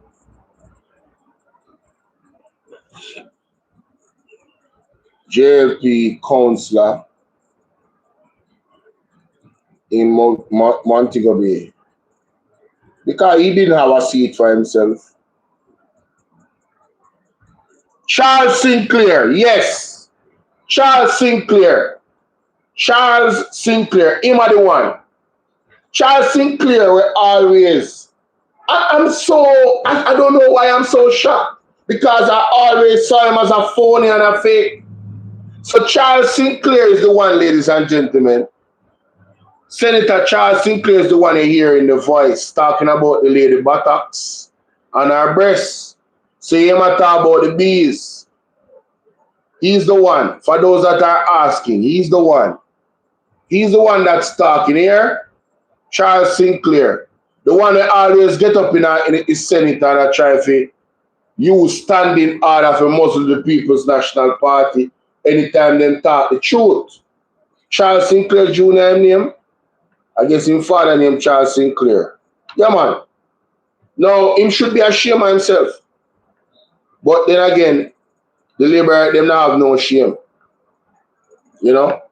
On one hand, they want to stand up and act as if that they have, and I'm talking about the politicians. Those Liberals are the one I'm talking about. Right? On one hand, they would want to tell you that, you know, listen, you know, you have to operate a certain way, you know, man. You have to operate with principle and all of this. But when it's time for them to do that and exhibit that, they go straight to the gutter. And so we're bringing this up right now, right? You feel as if he would agree that he's in error. Do you guys think that he would agree that he is in error? I don't think so. I think he would want to try and defend his argument that he made against Mr. Keisha Burchell. It's quite sad. It's quite sad. But that's what they do, ladies and gentlemen. That is exactly what they do. My goodness. Now go play it again. That's the first part anyway. To show you how these people are gigantic hypocrites in the Jamaica Labour Party. Especially the women. The women in the Jamaica Labour Party, I don't see them standing up for women. Right? I don't see them doing that. So let me play it again one more time. Listen to him, ladies and gentlemen. Unbelievable. Ain't that something? Ain't that something? Shout out to the person who sent me this. Well, shout out to the person who shared it on Facebook. The place. And he's only 3 and Andrew Hollis left. And there's a lady that running up and down all over the place. And it's only 3 B's I hear them talking about in respect to the lady. 1 B is that she named Burchell. And that is the good B. But the other 2 B's, and I see them advertise it on their own platform, is round the back and the one round the front. And all of that is a false B. So you have the real deal in Homer Davis. So let me. So you heard him. Wow. Talk about how low can you go. These people are not operating under good principle. They're not. They wallow in the dirt all the time, and then they want to act principle. They wallow in the dirt all the time and want to act. Hey, Miss Nikisha Burchell, continue to blaze the trail, mama. Yes, if you say something wrong, Nikisha, I'll be the first to say you said something wrong. But looking at the statement that you made, I have no quarrels with it. It was the absolute truth. We see what it is. Your body, your shape, your intelligence, your character, you know, you have a fire within you that they want to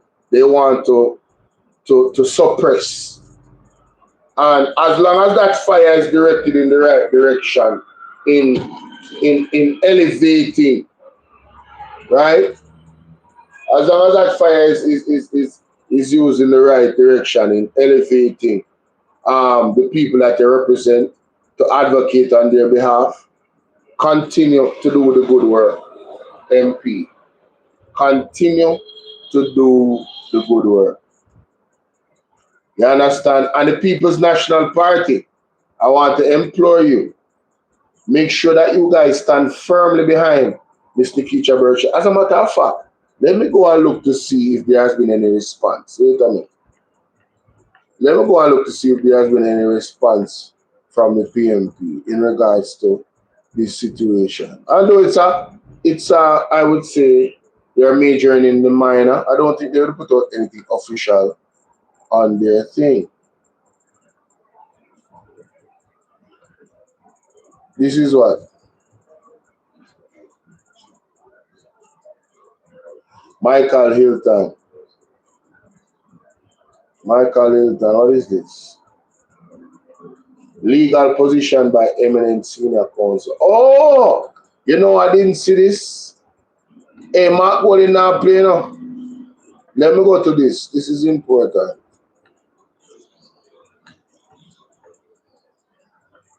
All right, so that happened, ladies and gentlemen. But let me tell you, they are trying to distract us. Here is what they should be talking about. They are trying to distract us, guys.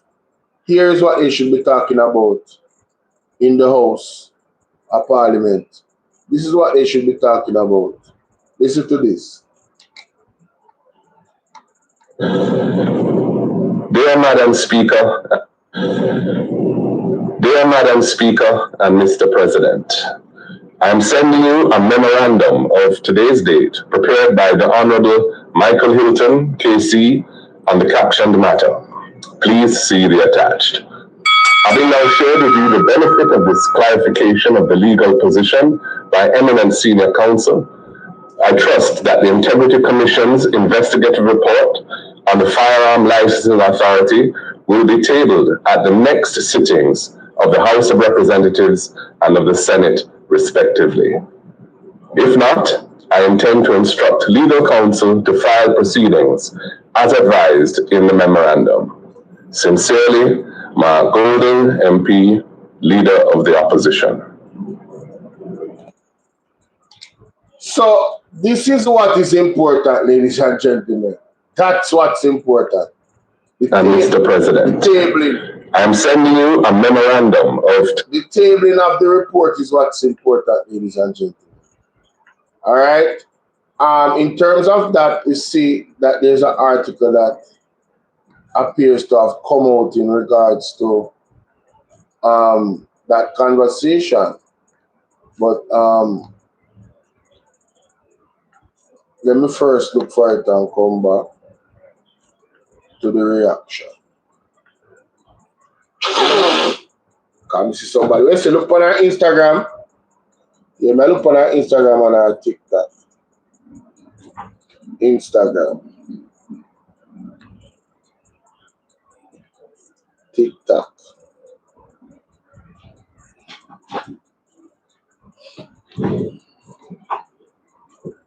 All right, Nikisha Burchell.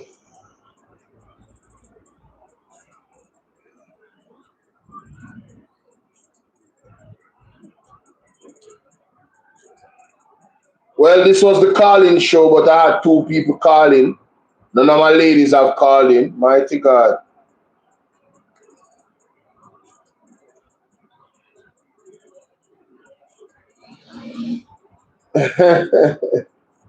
Sassy B, big up. All right, so I'm not seeing anything on her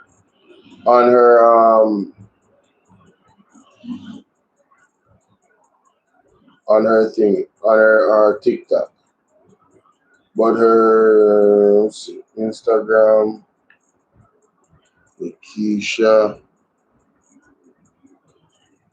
Rachel.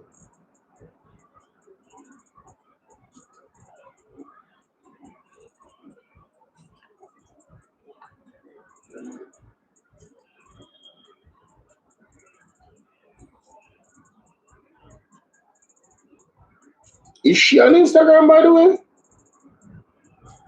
I'm not seeing her.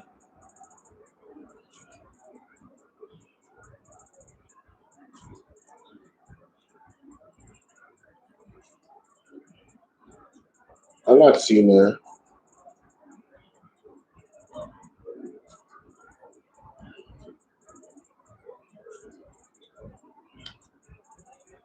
I'm not seeing her at all. You see, me can't find her on Dr. Dawes' page.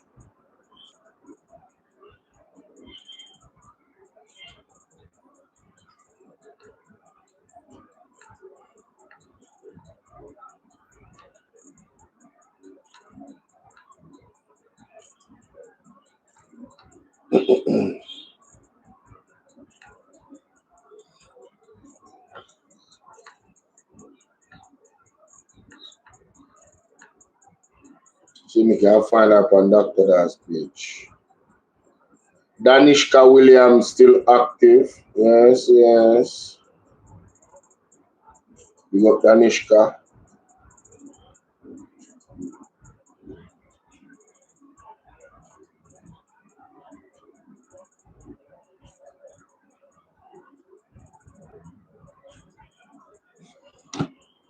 Sometimes when I go up on the page and look through the lights, then I find people, you know?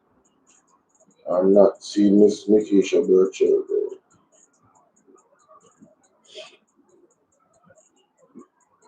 Maybe I should Google it. Nikisha Burchell Instagram.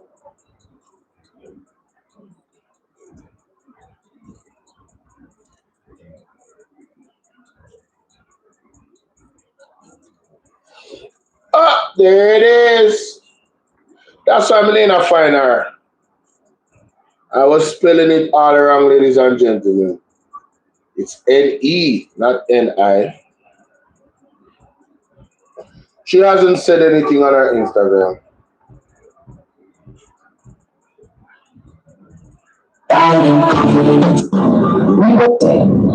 Madam, Jamaican politicians can't speak Jamaican patois in Jamaican Parliament. Think about that for a second. Jamaican politicians can't speak Jamaican patois in Jamaican Parliament. Not because they all don't want to, because... So the conversation has gone international. I love it. I love it. So, ladies and gentlemen, Nikisha Burchell conversation around the politics has gone international. I just saw her tag this lady, Sophia's Gala. She sounds like she's from England. Jamaican politicians can't speak Jamaican patois in Jamaican Parliament. Think about that for a second. Jamaican politicians can't speak Jamaican patois in Jamaican Parliament. Not because they all don't want to, because they're not allowed to. You're about to watch a clip of a politician speaking in patois and watch what happens next. Madam Speaker, would you take this afternoon to make the first sectoral speech? Hold on, standing orders. And I think you are fully aware. And if I have to stop you again during your presentation, you will not get any additional time. Patois faces accusations of not being a proper language, described as broken English, despite the fact it's the language that most Jamaicans will speak to each other in day to day. I'm not saying something is a language or calling it a broken version of another language. You would never hear a linguist describe language in that way. So you know, whenever you hear something like that, it is an unscientific value judgment, which is intended to create a hierarchy between a language with prestige and a language that you do not want to give prestige to. And after this episode, there have been some really interesting letters in the Gleaner newspaper in Jamaica. Someone wrote a letter into the newspaper and someone felt compelled to reply to that letter. The first one, which was written by Shaky Williams, said this, that this episode was yet another example of the educated class trying to gain cheap street cred at the expense of our native dialect, adding, for those who argue that English as the standard in Parliament is a colonial vestige, I dare any of them to stand up in their private business or in any international situation and make a presentation in all patois. Then someone else, D. Michael Britton, wrote this in response. His argument regurgitates a familiar but flawed claim that valorizing Jamaican patois somehow threatens English literacy or Jamaica's competitiveness. Decolonizing Parliament does not mean replacing every proceeding with pure patois. It means recognizing that the language spoken by the majority of Jamaicans is fully capable of carrying serious political thought and national debate. If you're Jamaican, I would love to hear what you think about all of this. Jamaican politicians can't speak Jamaican patois. So there you have it. Sassy D was calling me a while ago. Let me call her back. I was doing the reaction, so it's kind of hard, you know. I didn't want to break the chain, but yeah. Hello. Yes, ma'am. Your Instagram link, but she wasn't actually talking about that. What we were talking about. But I did send her a link because she is there. She was talking about other stuff. Oh, yeah, man. Cool, thank you. I got it. I found her already. Oh, okay then. All right, back in class. All right, cool. All right, so big up Sassy D, always helping, you know what I mean? I really appreciate her so much. So there you have it, ladies and gentlemen. Nikisha Burchell is, she's a bother to them. They can't manage our Jamaica. And it just burns them, you know? It burns them. That's the problem. It burns them. Well, let me know what you guys think about that. It's the hypocrisy for me. We see where Nikisha Burchell is very effective and she shows up the government a lot. And of course, they don't like her for that. And I want her to do more. I want her to agitate the conversation and the situation. Yes. Right? Yeah, man. Take them down with a smile, darling. Keep walking bountifully as you do every day and with your head held high. Enough of them, they are not in your class. Yes? Yes, especially Juliet Cuthbert. She need to go sit down somewhere. Where was she when Charles Sinclair Jr. said what he said on the campaign about Nikisha Burchell's body? Where was she? Where was she to defend women? Only women in the Jamaica Labour Party are women. Only those women alone are women and deserve to be protected. Where was she to talk about Colleen being unalived in the market? Where was she to talk about Butcher being unalived by the police? Where was she? Where was her voice then? Utter nonsense. Let me know what you guys think in the comment section. Ladies and gentlemen, I have to go because, of course, I'm coming back later and it's now 11:31. God bless each and every one of you. And I see you later, okay? Thank you guys for being here. I wish I had more participation, but I'm happy for the ones that I had. Appreciate y'all. See y'all on the next one, okay? Blessings. I'm out. Peace.